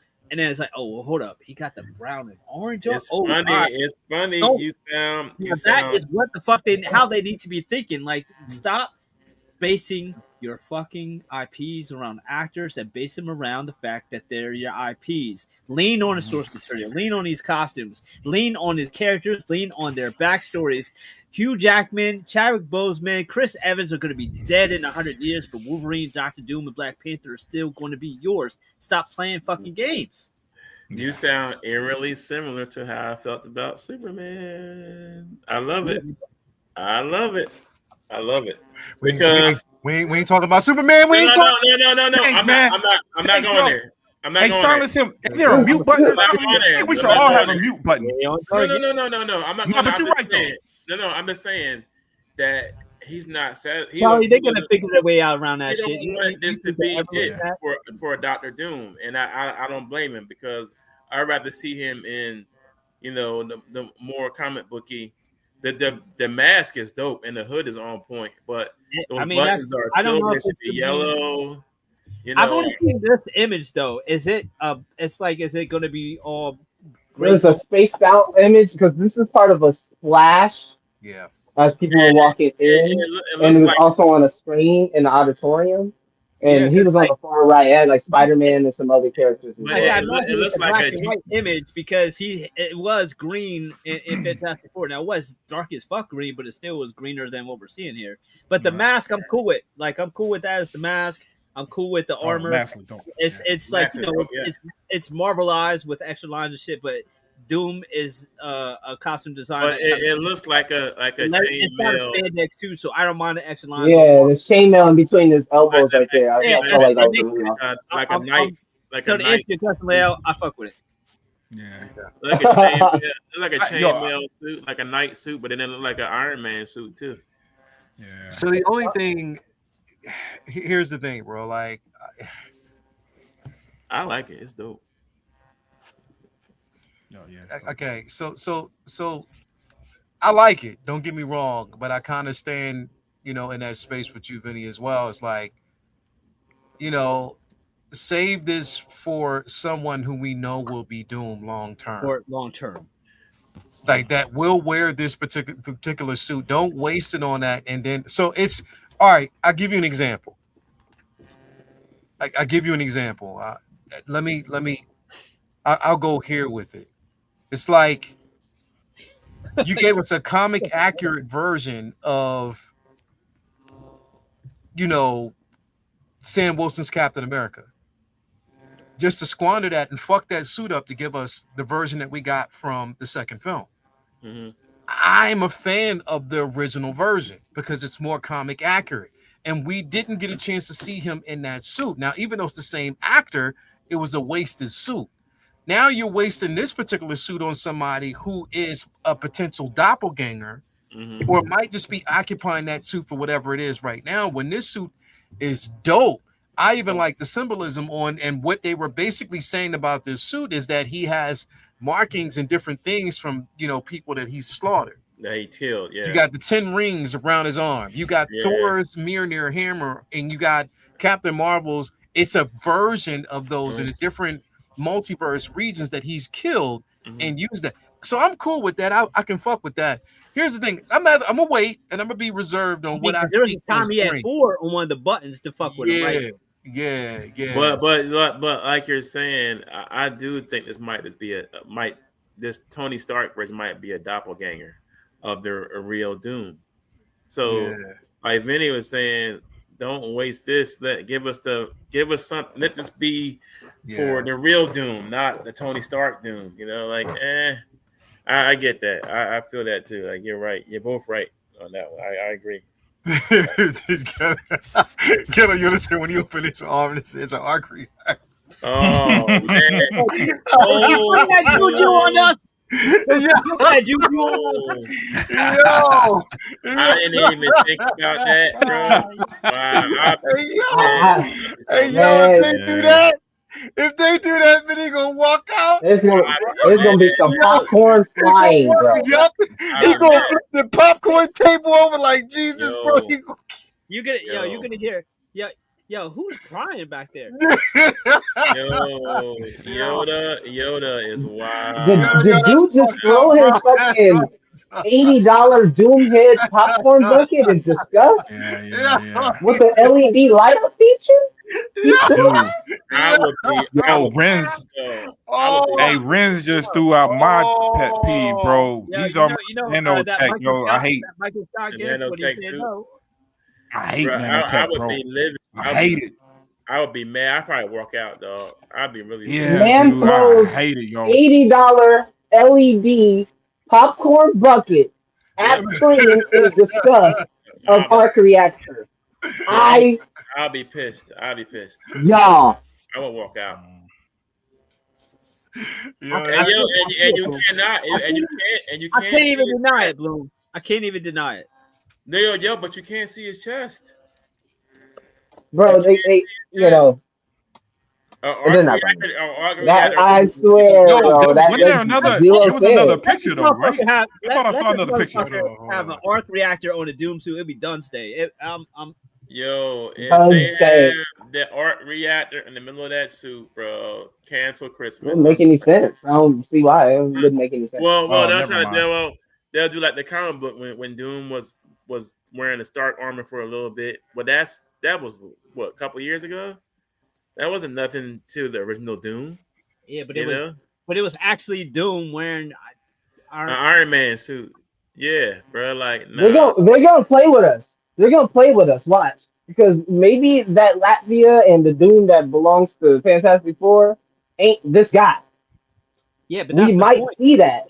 You know what I'm saying? Like they're gonna be like, they're gonna have That him is be. what is so frustrating. It's going to be a fucking gimmick instead It's of it gonna just be. being. It's gonna yeah, be. they're gonna play with us. It's gonna be a Dude, that's doppelganger. why I hate the multiverse, dude. When does Yeah. it end? Yo, I hate it. Like y'all whole discussion, all I'm hearing is multiple The reason why the possibilities. The reason why the multiverse is such a fun concept in the comics is because there's 60 years of history to play off of. Yes. Yes. Of good writing. When you start with the fucking what ifs before you did the what happened. Yeah. Yeah. Bro, I'm gonna tell you how bad I am. The what if comic books. I love them. That's been around since we were a kid. Most people love it. Oh, I'm probably I'm probably on my own island. I can't stand the what if comic books, bro. I never have because it was like it's a hypothetical. I'm already in this fantasy world. Are you trying to hypothetical my world? Leave me alone. Favorite one. You making movies? You only bought like 3 or 4 ever. Oh, I have. Weren't they shitting on Marvel annuals back in the day? Everybody gets a cycle of hate and love. I caught my annual. Yeah. I caught the annuals. Like annuals used to be I was like just clear about the what if because it was just you would have this series and then you would have this comic book that would just contradict. I just wanted to know what was going on with my boy. The what if joint about Captain America, if there was more than one super soldier, I love that one, dog. Yeah. I gotta watch the animated. I'm hearing the animated joints. I haven't even watched the animated joints, man. But I hear everybody going crazy. I might watch a couple. That first season's good. Animated joint. Yeah. The wait, that first season solid. I don't know what the hell what if you haven't seen What If? I haven't seen the What If on Disney. Do yourself a favor. Only if you watch the first season. You watch season 1. That's it. Okay. All right. After that it was trash, bro. After that, just wait for zombies to come out. Really? Trash, bro. Just wait. Like, bro, y'all had 3 seasons to at least pull some of the books from that we read. That was What If. They pulled none. Yeah, season 2 and 3 were just ass. Wow, I didn't even know there was 3 seasons. Howard the Duck and old girl having a kid, Darcy. Yeah. See, come on, bro. That's what happens when you have a what if, bro. They picked the least. Well, let me put some respect on Howard the Duck. The least obscure characters from Marvel. Characters, and like they just said, let's try and make this work. It's like it almost like they actively tried to tank the show. That's what it goes back to my point, bro, about when we was like talking about these like strikes and the strike back in the day. It's starting to like some of these products. It really feels like y'all tried to sabotage this shit. Yeah. Because why are you writing this way, other than your own fucking hubris, which is even worse? Howard the Duck had a kid with Darcy from Thor. Like, come on, man. Come on, man. Like, that shit was dumb, man. And then it was bad writing, so it was like it set them up to shit on women because you made all the stories like, what if Marvel was like, what if this IP was a girl boss, and then you did that over, and then the stories were bad. So it's like instead of it being bad because it was bad writing, it was people shit on it because they were women. It's like, well, if it was better stories, it would have been great. You would go with it. Y'all set them up, bro. They ended like with a women's multiverse team. And it was almost like that was the point. Like, what if all it was like, what if at some point it turned into like, what if, and then being random things to what if everybody at MCU was a female? Like that's a female, kind of, sorta, Man, you're getting that platform, man. Put the fuck on. Yeah. Put on, bro. But I think about Prey, right? That movie. Oh, Prey was cool. Yeah, Prey was and how and Leo, when he comes back, he can speak on it a bit because he's a descendant of a bloodline. But the way that they told the story and the way that they handled Native Amerindians, is something that has not been done before. Or I can't remember. I've only been on this planet 3 decades. I can't remember a time where natives were really shown like that, like the history of it, the games, the culture, really, and not just calling them Indians. You know what I mean? I know there's a few. I know. I'm not saying it's the only one, but just in recent mind that really has stuck is that one. And Prey was on another level. Yeah, you get a platform, bro. Put on. yeah. I say that for everybody. Like put on. Now, Put on the best effort. Now, everybody who's seen the trailers or a poster for Prey and seen it was a chick who rolled their eyes when they went to watch it. They were like, "Man, this." Oh shit. Right. Like, you can't say nothing. So, and it's not fair, but it's just like every minority. Like, it's another gotta girl try movie. harder to be where you want to be. When you are writing for people of color or any minority, I feel like they owe them a responsibility to feel like them being there isn't enough. It has to be done too. Otherwise, it feels like, see here, we threw you a bone. Now shut up. And so that way, it's like it fails. So that way, when it fails, now we don't have to try no more because it bombed. See, people don't want that. Yep. And some of these writers. I'm sorry to cut you off. I'm gonna say this real quick, and I'm gonna let you do it. Some of these writers be like, I got, they'll probably tell you if you press them. Like, I know this person of color, I know this person of color, and then when they ask get in the fucking pen to write, you can tell they don't know fucking anybody of color because they can't write for people of color. You understand? People see that. That's the same way they set up Captain America. They threw my man an alley-oop with no ball. Like the movie was dope. I enjoyed it. Right? They faked him out. Alley-oop with no ball. My man looking for the ball, nothing there. And like, bro, like the movie itself, I thought was done well, but you can see where they cut it up so much. And the shit with what's my man? I always forget his name with the big head. Oh my god! I always call him Pedansky because I keep thinking about the leader. The way they originally had his design just like the fucking comic book, and some idiot said, "You know what? Let's make him look like a sexual transmitted disease that's on his head." That's how he looked. Bruh, like that's not the leader. Ain't that crazy? Because usually I would say the story, like that doesn't matter if the story was dope. But yeah, I feel like if they, that was an ugly looking thing to look at, bro. The whole point is I'm as smart as you are strong, so I got right. So it's like, bro, he wasn't smart. He made he made like one app. Like Hydra could have made that app. Right. Yeah. Right. Yeah. But I mean, but to your point, you know what sucks about that, though, Jay, is, or even what Vinny said, man. How do you get the edge? It's like the affirmative action argument. You know what I'm saying? It's like you almost need the edge. You almost need the quotas, but quotas are easily attacked. It's like there's a quota, you're going to easily attack it because you're right. We got to knock it out the park, but no other show has to do that. Like other shows can have, they'll give a whole season, whack season. I watch something. They did a whole season that was whack. It actually had Holly Berry in it. Something like Extent, I think. It was something that Yeah, bro. It's like the first season didn't do well, and they gave him a whole nother season and moved the direction. But there's plenty of shows out there. With us, we got to knock it out. I know she's a person of color, but the first season was okay. That second season was it was right. Absolute right. trash. I'm like, bro, like it kills me when, and we've had the discussion before too about, can you use some of the source material for your stories? At least something. Like we've argued about this a lot. Like, bro, it's almost 100 years of source material. They want to prove a point, bro, and they want to do their own thing, and they always fuck up. It's always a point to be proved. It's to prove who has the better story. Or number one is you want to basically divert because again, you're not as versed in the source material, or you don't have that playground. You don't have the characters within that playground to play the proper story. Because remember, they still don't have the rights to use Namor or the Hawk the way they would want to use it. They don't. It's not going to work. Not right now. It's unfortunate, but they just don't. Unbelievable. And like we got the money now, right? Sold them in the 90s. We was doing bad, right? Broke as fuck. And we doing good now. But the fact is, the problem is we're doing good now, and these guys don't want to give it back.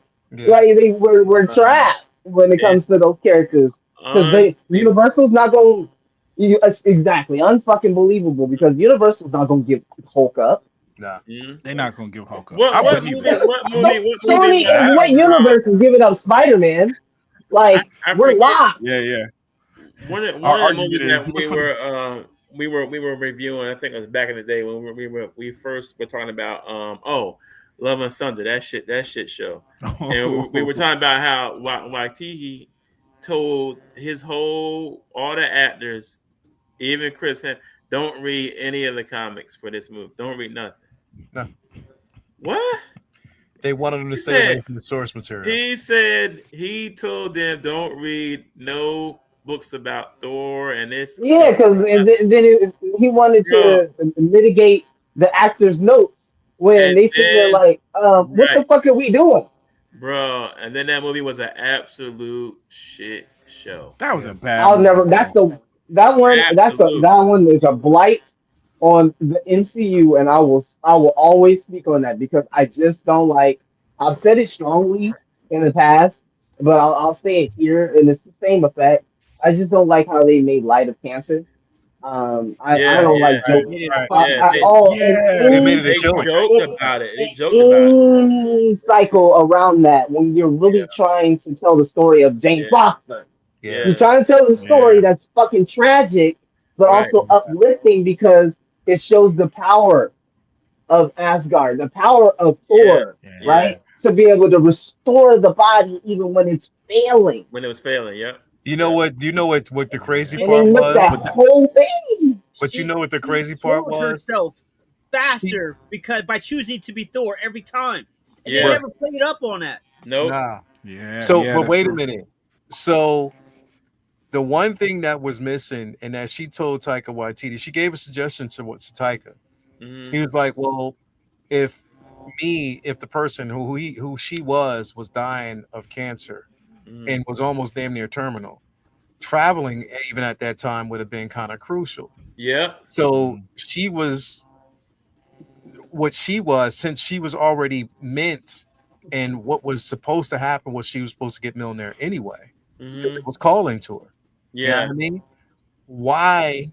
And it would have made for a better story if Milner all of a sudden just disappeared and went to her. And she was elsewhere, not in Asgard being Mighty Thor, but if she was elsewhere doing it. She made that suggestion to Taika Waititi. He was like, nah, it doesn't serve the story. And okay, if that's the story he doesn't want to write, it didn't serve the story. Bro, like, but this is also coming from the same motherfucker who didn't even know that she was in a Star Wars film. No. And I forget, that show was a classic. We gotta find out. We was arguing with somebody about that shit. Me, Vinny. I don't know who we was talking to on that show, but we was arguing about that damn movie for the whole. I don't think we even got to the artist of the day. I think I know who it was. Vinny, do you know? Oh yeah, it was a bad movie. Oh, I have an idea. We was arguing. Was oh my god. I can't remember, bro. Yeah, I know. That's a classic. That's a classic. Yeah, I remember. And it don't age well, bro. It does. Because I think I went back to the theater. I think I saw that one in the theater twice. Yeah, we did. Me and my wife laugh at everything. So when we go to movies and if it's funny, halfway funny, we laugh at everything. So we saw it. We went back to see it the second time with other people. I mean, like days later, bro. There and it was like nothing funny. Bro, I couldn't even. It was hard. It was horrific, yo. The fucking you know what? Yeah, dude, it was bad, bro. Oh, bro, that was bad, man. And then I hate when it has potential, right? Like, Christian Bale is acting serious as I don't know what. Yeah, like you got these elements where it's like the only person who showed up for a superhero movie. Everybody else showed up for a superhero parody. Yeah. He was the only one in that film. The black and white scene on the planet. Oh my god! Yeah, I was like, that was dope, how we cooking, and then it just went away. I don't want to go down that road. Fuck that movie. Anyway, I don't want to go down that road, bro. Here's the thing. I'm cool with this. Right here, I'm cool with. This would be the Doom I'm getting. I already said that. I don't have to worry about anything else. This one right here is definitive Doom for me. I don't care about that shit. I don't know. Is this the one with the mask off, right? This is the one with the different version. Hot Toys. Yeah, this Yeah, the Yeah, holiday. I know, but Yeah, you know I pre-ordered this. I bought the one. I bought this You know, one. this is Yeah. number 2. Yeah. This is my Oh number yeah, 2. yeah. Oh, dude, y'all got this one? Number 2. Yeah, this one's Yeah, dope. yeah. Yeah, I bought this. Yeah, hell yeah. Yeah, Bro, this the one. please can they release Johnny Storm so I can buy some fucking Fantastic Four figures? What the fuck? Yeah. Yeah, Yeah, they ain't I doing would that, get bro. this and put it in bed and put Johnny Storm underneath it. Wow. Like, bro, we're going on like it's almost like been 90 days. I can't even. That dude All is right. amazing. Real I can't wait for real that. quick though, because we gotta get through these. It's getting late. Our girl, man. Our girl has basically won an Emmy, bro. We have been wanting this to Well happen. deserved. And she said, Well "Go Birds." deserved, bro. Well deserved. man. We Go had talked Birds. about this we talked about this last year, and I have been wanting this to happen, and I'm so glad that she's getting her just due. I'm She so was glad. amazing in that. She was amazing, and her speech was amazing last night. Mhm. I'm so glad, so super glad that she got it, bro. Mhm. Here's what I'm pissed about, though. Jersey. This is what I'm pissed about, though, bro. Yo, so if rumors are correct, Mhm. as good as she was in this movie, in this show, The Penguin. Yeah. she will not be in the Batman at all. What? Yep. No. Yeah, they said Yo. Zoe's not back at Catwoman either. Like And that's she's whack. not going to Her be in. character isn't in the story. Hopefully they're not recasting her. Her character No. isn't Her part of character that isn't in the story. No, this is Yeah, not So she part will of That not be makes in sense, Batman. yo. That's whack. That makes sense, yo. it. Catwoman How's it left not- at the end of the No, first movie, she's yo. We need a movie Catwoman's- with her. I told y'all the love story was my favorite part of the first movie. The music, that was my favorite. Her leaving at the Catwoman's end, always in She was in Gotham. but she left at the end. I want her to come back, but give us a movie without her. Let them feel what You it know feels what? like. But I don't She's mind it, right Leo. Go ahead, Pat. Nah. Oh, no, I was Maybe just they about to can say, man, basically tell this a was just give story us- of just her. Maybe they can do that. Maybe they would, or maybe that's something they Right. can think about. Because But she's the still in the problem crazy is- house, right? She's still in Arkham. Well, they talking about Yeah, doing she's Penguin in too. Arkham right now. They're talking about doing Penguin too. Exactly, Pop. That's what I was saying. Is like, I think it might be better as how they're doing this and trying to flesh. It's so confusing because you have this Matt Reeves sub universe, Yeah. and then they've got this whole other thing that they're trying to get going that has to do with them, but it doesn't because like it's a sub. Either way. Yeah. When How you're would you doing not this, have how would you not have her and Selena in Batman? That makes This is what I'm no gonna tell but you. the I'm gonna thing tell is, you, the thing Jay. is, I'm gonna tell you. I want to see the mafia have that underbelly, and I liked when it was split when it was in Penguin. When it's time and when Batman puts his eyes on them, that's when I want to see them again.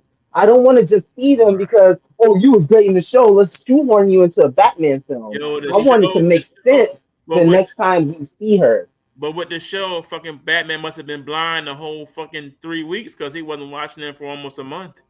He So fires you We don't know what his eyes were on. Well, he had other. We don't know he what had his other eyes stuff were going on. Yeah. We have Well, no 'cause you clue look at- when you don't that let movie y'all- starts. I expect them to address that because it's in a short amount of time. We have no. Nah, the nigga was right Nah. there. We don't even know. You ain't even got. The You nigga was ain't right got to there. address it. We don't even know. How Y'all are you not missing, going to man. address Penguin? It's a story. Sometimes you got a story. Like you do what serves the. I know we use it in a bad way because we just use it where a director served the story and it didn't work. But if you just look just from a narrative point, He's acting like Watiki. Yeah, Huh? nah, that criticism always bugged me. Look at Dark Knight, right? When Batman and Joker finally fought, look how much Joker had already done. You didn't see Batman Yeah. showing up when Joker was hiring those clowns Yes. to figure out the plan to rob that bank. Every Batman movie or show or anything, Joker already has a fucking hideout. He has gas made up. He has Right. henchmen hired. You seen This is what I'm inner saying. workings This of is the what I'm groundwork saying. of all that shit. So it would make no scene if Batman was there anytime like somebody just started to get power. Like it makes sense once he gets on their radar, especially when Gotham has so many rogues. How would you be on your Batman's radar just by hiring some kid off the street to go like right? But And here's what. Why let me not say this one thing. Why not dress him in the movie? Have them in the movie. Well, let me say it like this, Jay, because we talking, and I want to tie the point to her specifically. They did the Penguin. They green lit the Penguin because Matt Reeves we don't have time to tell this story. If we build him in this TV show, I'll let you guys do another writer and everything. I'll supervise the writing, but let you guys write it so you can build this character up, because we're not going to have time for him for the next movie. You know what I'm saying? And so likewise, I don't want, now that the TV show is so popular, I don't want you polluting this character. She did a phenomenal job. Don't put her in Batman 2 if we're going to be, don't be playing with my girl. You know what I'm saying? Like, if you got a plan for Batman 2. But what happens? Exactly. What happens when we don't get a season 2? Right. You gotta have Batman show up. I think that is where we go with this, not with forcing her into the movie just because it won a bunch of fucking Emmys and it was dope. Yeah. Exactly. His character, because his villain in 2 might be Freeze or somebody, and I as much as I love her, if we're taking a whole bunch of time away from her to focus on Penguin and her character, which, you know, and then they have to figure out time for Freeze. Now you got too many spinning things and actual time. Yeah. It makes more sense that let Penguin be somebody before he's on that radar, because Batman's too busy doing other shit. This is before family. This is what Vinny's getting at is that detective angle, right, Vinny? Like, it's that angle of this is that true detective angle of Batman. If that's what we're getting here with Reeves, which we've seen elements and we got in the first film, then wouldn't a smart detective, like a Rico case, let the shit build up? Think about how many times we've had authority figures in comic book shows and movies and comics be mad at vigilantes for blowing up a Rico case that they're trying to build by busting in there when they still at a ground level when they're trying to build their case. So it could be like he's just letting them build up before having Gordon go in and stop them because they don't got the funny thing is, Vinny, based on my knowledge, that doesn't really happen with Batman because he's so smart. Because he knows when to engage in these criminals. Basically, they got Batman acting like the feds. That's what the feds do. The feds will sit and wait. That's not a cool look. That is what Batman is doing. The feds will sit and wait and watch a drug dealer build up, you know, until he becomes the kingpin. Then they go in after him, or watch a crook build up. They know where the crook is. They know where he lives. They know where he hang out. I hate to break it to you, but Batman got informants. He got what? Informants. Yeah. Okay, that's what the feds. That is how Batman moves. So the feds. He takes all of that and is making it the ideal version of it. That's how I always seen it. Supposed to be the point of a show like this. You're supposed to be able to slow burn build, where you're not taking movie time that you could never give them in a film. And I think that is the beauty of a show like this. The idea of the Disney Plus shows with Marvels is like, all right, we're gonna cook over here, so that way when Wanda's done and we bring her in, like she's already ready. Like people bitched about, you brought her in the Multiverse of Madness and nobody knows that. But like, imagine if all the shit that happened in WandaVision they tried to tell in Multiverse of Madness to tell you where Wanda was at that point. You didn't need that. Jay. And I don't want, and hey, not that I disagree with you. Like when I hear you, that's how we've come up in movies, right?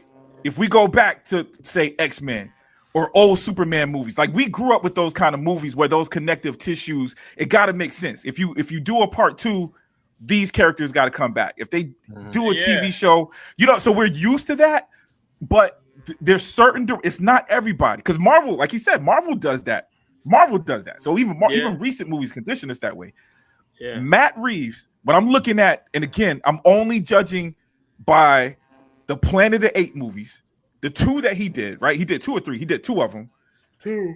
And that one Batman movie, all his stories are, even though they're connected, this was part 2, there was a connection, but you could tell where it's like, I got a story to tell. He puts everything in that story. So say if the story is about Clayface or the story is about Mr. Freeze, we probably ain't going to be dealing with the mob. I ain't saying they ain't going to mention it, but if the story is going linear, going this way, we don't want this You know what I'm saying? I don't know. I can see it. I'm gonna tell you real quick that I don't want to see. I do not want to see another fucking Joker movie. I'm sorry.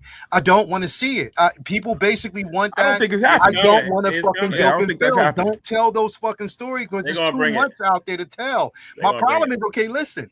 Even if they don't, even if she's not in this film, if they don't do a Joker 2, don't just say, okay, this is a character who's going to exist in Arkham for the rest of her fucking life and not getting him. Because remember, this is Matt Reeves. Everything that we're saying agree with about that. Batman, that's not the Batman we even got from the last fucking film.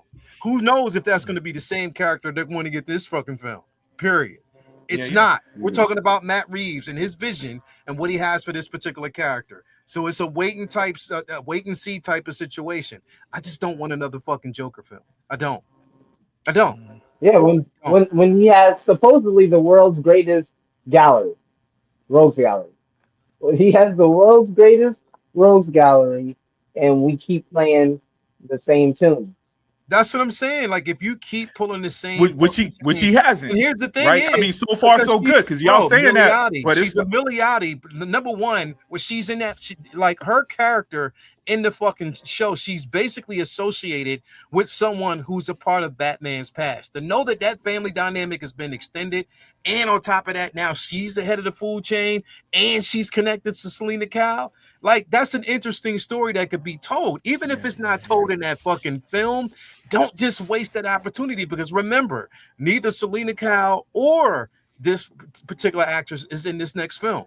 We're not going to see See, Leo, you're hinting at something that is the elephant in the room.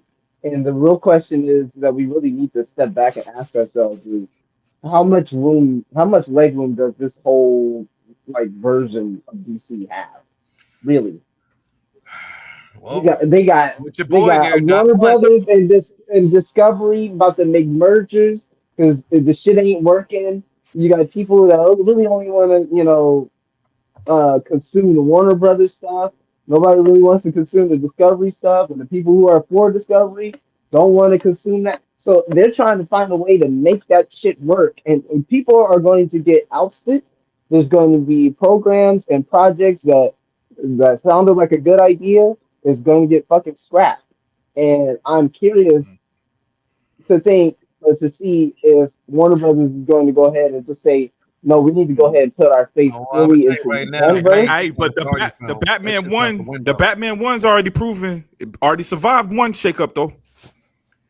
Right. I think they're confused. They're split on it. They're like, well, this is people obviously love this. Why would we axe it? But then you're in this crossroads that we've been looking at for the last couple of years now since that movie came out, and then since they've been doing the new DC movies. It's like, where does this lay? Right? People are like, well, you could just go ahead and marry it and boom, we got. They don't want to do that. Gunn wants to do his own thing. He has his own vision. So then, where does that leave us with it? If he could kill it, he would, Bloomer. Yeah, he would. Oh, he would because in his mind, it would just make it easier to just go ahead and go forward with the project.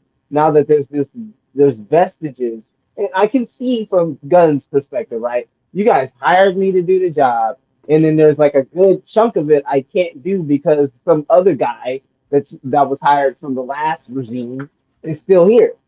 So I can see how that's frustrating just in the human occupational job level. Oh, that's frustrating.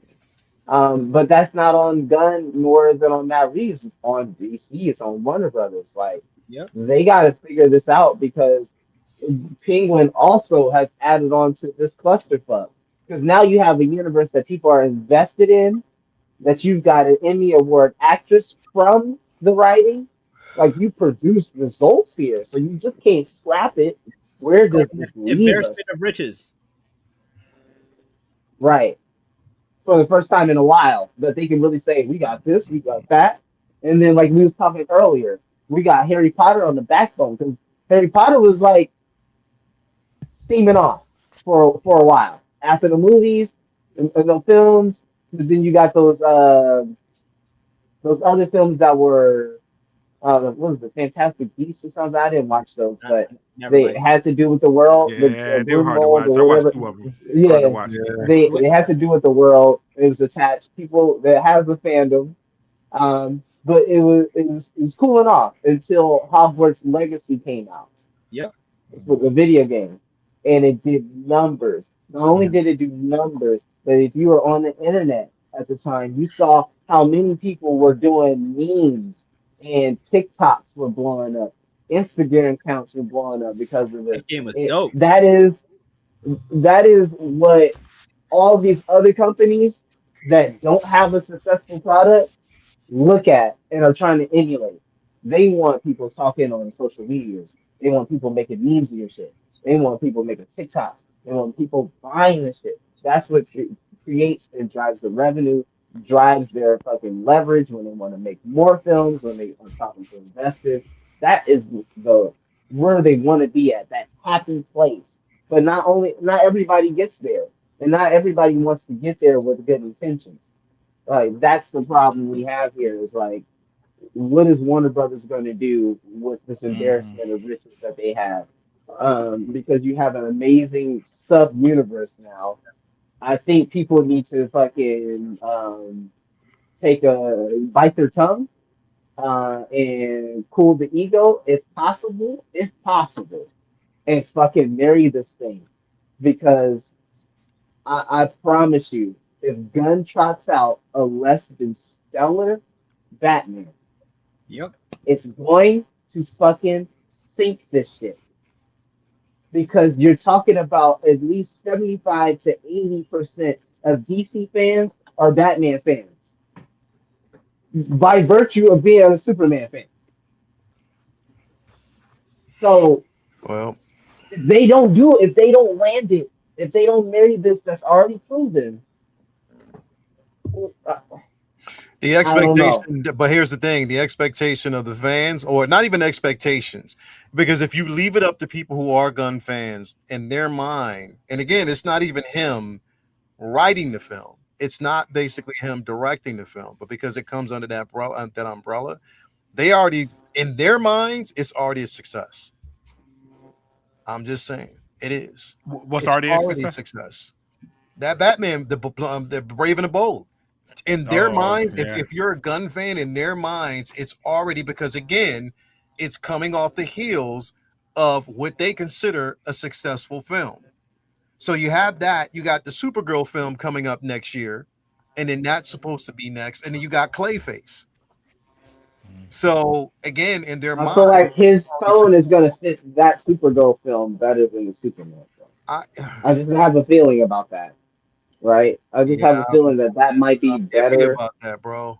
I'm I iffy don't, about that I, that. fit I, I don't, universally. I I don't don't want. want to get off track because we are getting off track. Yeah. We always tend to do It's that. time. It's time to go. It's time to I go. didn't want you to It get is. off track either. Congratulations, It's time to go. Good night. Milioti.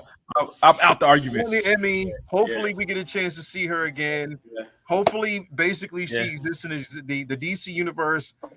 And even if she doesn't, she did her job. She did exactly what she was won. supposed We to won. do. One of 9 Emmys for Penguin. One of 9 Yeah, Emmys for. yeah, But yeah. hey, my show cleaned up. I was happy as fuck. What? Was it Andor? Well, Andor did his job too, but the Andor fucking got up for best writing. the studio cleaned the fuck up, Studio. bro. Oh, studio's crazy. The studio, bro. I only watched Severance. Bro, Oh yeah. the fucking studio is everything. Yeah, I bro. watched it I first. love Yeah. the studio, bro. And Bro, I'm so bullish on they're on Apple TV, huh? Yeah, which is that? yeah. Apple TV, yeah. It's I'm on so Apple. bullish on getting on there. Like, Bro, I think I have because I have an iPhone. I think I have Apple TV. Bro, you Yeah, gotta watch Apple this don't shit. promote. They don't promote their shows, bro. Nah, they they don't promote don't. their shows. Yeah, they got a bro. lot of No. things. You go on the Apple app and be like, hold up, it's like all A-listers on the show that no one They has. got Silo, they got the studio, they got They got all these like cool ideas and concepts. Like it's just Studio super is what's the ridiculous. one everything. when they all blind or something? Yo, that joint was crazy. Jason Momoa. See. Man, I Yeah. heard John Kent. No, it didn't say name. I heard someone dissing that joint. I was like, the joint is phenomenal. Talking about Jason Momoa's acting. It's crazy, bro. Yeah, That show was crazy. Bro, he is Dark dope. Matter. If you want to see a cool multiverse story. Yeah, Dark Yeah, Matter. okay. I got it on my wish. It is dope. All right. Yeah. Bro, watch Dark Matter. Also, bro, if you get a chance to watch it, Foundation is dope as fuck. Yeah, I started. I need to go back and watch it. I started bro. It's Foundation. dope as fuck. Watch that too. Oh, Murderbot. Y'all see Murderbot? Murderbot isn't as well, but it's funny. Apple TV. Murderbot is real And funny. I can't wait for Shrinking to come back either, bro. Because Shrinking is dope. That's me and my wife show. Dope. Yep, bro. It's dope, but there's a lot of good dope shows on there. It is It's real. emotional as shit. It's real. That last episode had me in tears, like really crying, bro, because it was tough. Yo, you gotta watch it, bro. Lisa like that event shit, bro. She loves that. I show. wanted to cover. I wanted to get into Peacemaker, but we're not going to because. Oh, thank God. We're not. We'll do that. We'll pull double duty on that next week in the interest. Hey, of time it wasn't a lot though, right? Does it feel the episodes feel short? It don't feel like a lot, bro. Real short. It was an episode. It wasn't my favorite one. Yeah, it wasn't a lot. There's some interesting things in there, but yeah. Trash. I was on like episode 3. I'm gonna let them stack, bro. I'll probably bro. I got it because the thing is, just watch all the way and I'm just going to tell you this right off the back. I'm not enjoying this season as much as I enjoy. I was about to say, like, I'm just not. Yeah. It's just now as much as I enjoyed the titties in episode 1, I'm not still. Maybe there was just like with season 1, there was like a lot of like intrigue, because you still want to learn about my favorite character, bro. Yeah, Vinny, that's it. Yeah. My favorite character. It don't feel like it's bad. It's just like, bro, and it's just something's coming. It's not getting here, bro. Yeah. Vigilante is awesome, bro. I love it. Vigilante is fucking funny as hell, and especially the exchange between him and Judo Master, bro. But they're just. I don't know where they're going with this, bro. I don't. I mean, it is what it is. But I'm just not there, bro. Yeah. You know what? I feel like when they do the YouTube videos, when they do the breakdown, I feel like the breakdowns have been more interesting. Like I didn't even notice it. You know what I'm saying? I've been watching the breakdowns. It's like, yeah, bro. If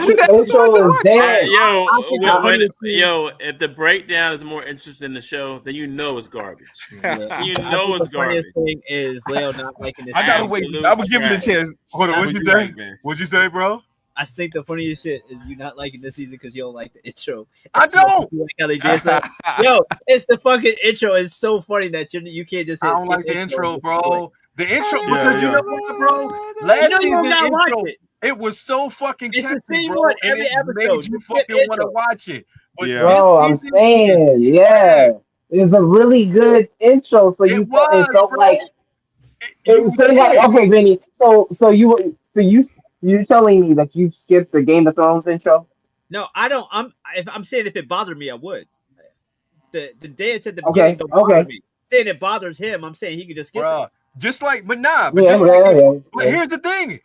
I'm not liking the intro, and when I skip it and get into the story ain't doing much. So I'm like, fuck it, I might as well watch it because it just doesn't matter at this point. Trash. I love it. You know what I mean? Like it's a slow crawl. And I don't know what the fuck, bro. They've made it it's too. I mean, I guess you're getting the psyche of him and what he basically wants. Okay, I get that, but bro, like this season is really slow. Hey, gentlemen, not there, gentlemen. And how many times, bro, are you going to take, bro? He does it all the time because he has his gang, he has his crew, and you insert Michael Rooker in just every fucking thing that you do, bro. I'm like, oh man, why, bro? Yo, he works at Adam Sandler. He just put all of his people in there, bro. Like straight up. Everybody is in this fucking movie. Hey, hold on. Y'all, hey. Put his hands up. Hold on. I haven't put my hands up, y'all. Y'all doing the Superman thing. Look at my boy leaning because y'all done made him happy. Look how he leaning into the camera, into the computer, bro. I'm good. Y'all done made his night, man. We've done enough. The shit was ass. He ain't even watched it. Y'all done gave him an opinion. Garbage, bro. Nah, I watched up to that he was in White Town. I watched that. After that, I mean, I'm not innocent. I ain't like the first season. I thought it was trash. So it's like, I don't like the character Peacemaker. He's a fucking dickhead. I would never buy the figure. He's just not even my not even on my radar as a DC character. I hate the fucking cold Oh, character. that's right. I forgot. Thank you for Yo, reminding me, Brandon. I Gen haven't seen a V. single thing. I haven't seen. Yeah, I was gonna say we're gonna be doing triple duty, bro. Season 2. Yeah, Oh, I, Gen V I've never started seen this any. week. I haven't seen any promotion for this. I even know I saw it. I saw it I over didn't the know it was weekend. coming It's out. on Amazon. Yeah, but I ain't Yeah, seen they've that. been showing, Yeah, they've been showing a lot. they doing a lot of heavy marketing on YouTube because I think there's a lot of kids, younger kids watching. So that's where a lot of that's where I Oh see a lot of god, marketing. I gotta watch that. Social I have to media watch marketing probably heavy for that. Yeah, All right, I think. don't spoil it for me. But did they write the bull out or did they recast it? Who? The, Kid the died? guy that died in the car. Um, The guy in the car accident. They didn't. Well, you said don't his spoil. dad's in it, so I think that Well, no, All they, right, they, all right, then No, all in right. real life. yeah, he No, died he in real died in life. real life in the Yeah. car. I think they're going to Yeah, write that in as to why. So They I think probably that's gonna going to make be that. in I think they're universe. gonna write him off the show, bro. I think that's definitely what they're gonna probably do, man. They can't do that. Oh my god. Never mind. Charlie Unicorn is next. Gen V trash Jedi. Watch. You know it. Bro, No, I I actually Listen. like Gen V. love like Gen V, bro. I love where it's. I love the Peacemaker, last man. season, bro. I've always hated the character in the comic. I've Yeah. always hated the character. Period. Like See, the man walking around with a fucking shiny toilet bowl on his head. Like Yeah. it's just not. See, Jedi Kid, man, it's selective rage. You know what I'm saying? He only says it's trash when it's something he doesn't like. Yeah, of course. That's not how opinion. Of course. I do the same thing. I don't like. I'm gonna say it's garbage. It's trash. Like, oh my He didn't God. say it was objectively trash. No. I try to get everything a chance, bro. But this season is just not. It's maybe it'll probably pick up, and I have to keep watching it because it is what it is, and maybe because my mind is just right now on Alien Earth that I haven't really seen anything else. Like I can't really get around that. Yeah. But yeah, Alien like, Earth is fucking amazing. Yeah, Alien It's Earth phenomenal, is bro. light years ahead. Give me Every episode, you talking about this going somewhere? Every episode has been a mini movie. Like you feel like Alien Earth should like, I can't even watch 2 episodes when I'm behind. I can't even watch 2 episodes in a row. Alien, Like, Alien this was Earth a should be lot. a film. It should be a film. Yeah, but you know what? They doing good. They doing it this way. It's film quality. The story, the writing is all quality. The characters are really acting. You know what I'm saying? Yeah. So I mean, comparing that to Peacemaker. Yeah. Hey, No Skywalker, to answer your question, no, No, I don't think so. No. The reason why I don't think so is because they didn't do well with What If. So I don't think. Nah, I would. Don't we have that Captain America? Don't we have the Captain America that's on the graveyard? Never drop. Yep. Yeah, never put it out. We'll probably do that. They had pictures of it, but they never. I don't think they're gonna. They never dropped it. And they'll probably do that if they even want to push that. They'll probably do that and then a surprise thing for us, but I can't see it. Nah, Marvel Zombies is not even going to be dropping. I don't know. And that's already. Did it already start? It started already? Not yet. No, it's on the 24th. No, they've been advertising for it. I ain't never liked the comics, so I ain't even watch the fucking show. I didn't even know they had comics. I thought it was like- they had Marvel Zombies No, comics. There's comics. There's comics that started off dope. That's and where they then got it. we That get shit it. is Yeah. garbage. The comics were dope, but they're not going to comics were dope follow in the the same story. treatment They beat it with. into the ground. Yeah, No. they're not going to. That story is not going to. You know, they're gonna do their Way own off. thing. They don't read the comic. They're too busy to read the comics, so they're not gonna read the comics. Anyway, you know what? Thank you guys, everybody out there, for watching. We're already 2 hours and 37 minutes in, and I'm tired of this shit, man. Damn, I'm going. You guys out there have a great rest of your night. I actually go to sleep, man, because I know y'all out there tired, man. On behalf of me, Vinny, Prop, Jedi Kid, IP Freely. Support men's prostate health. Support No me. doubt. You already No know. doubt. It's real, bro. It's real. Check them holes. Everybody out Peace. there. Number 40, go get checked. Yeah, grab the balls, cough. Peace. Y'all out there have a good rest of your night. Talk to y'all later. See y'all guys next week. We out, man. All that good stuff. All right. Support your brick and mortars. Definitely make sure you support your local brick and mortars and everything, man. Peace out. And love and all that stuff. And yeah, man, absolute Batman.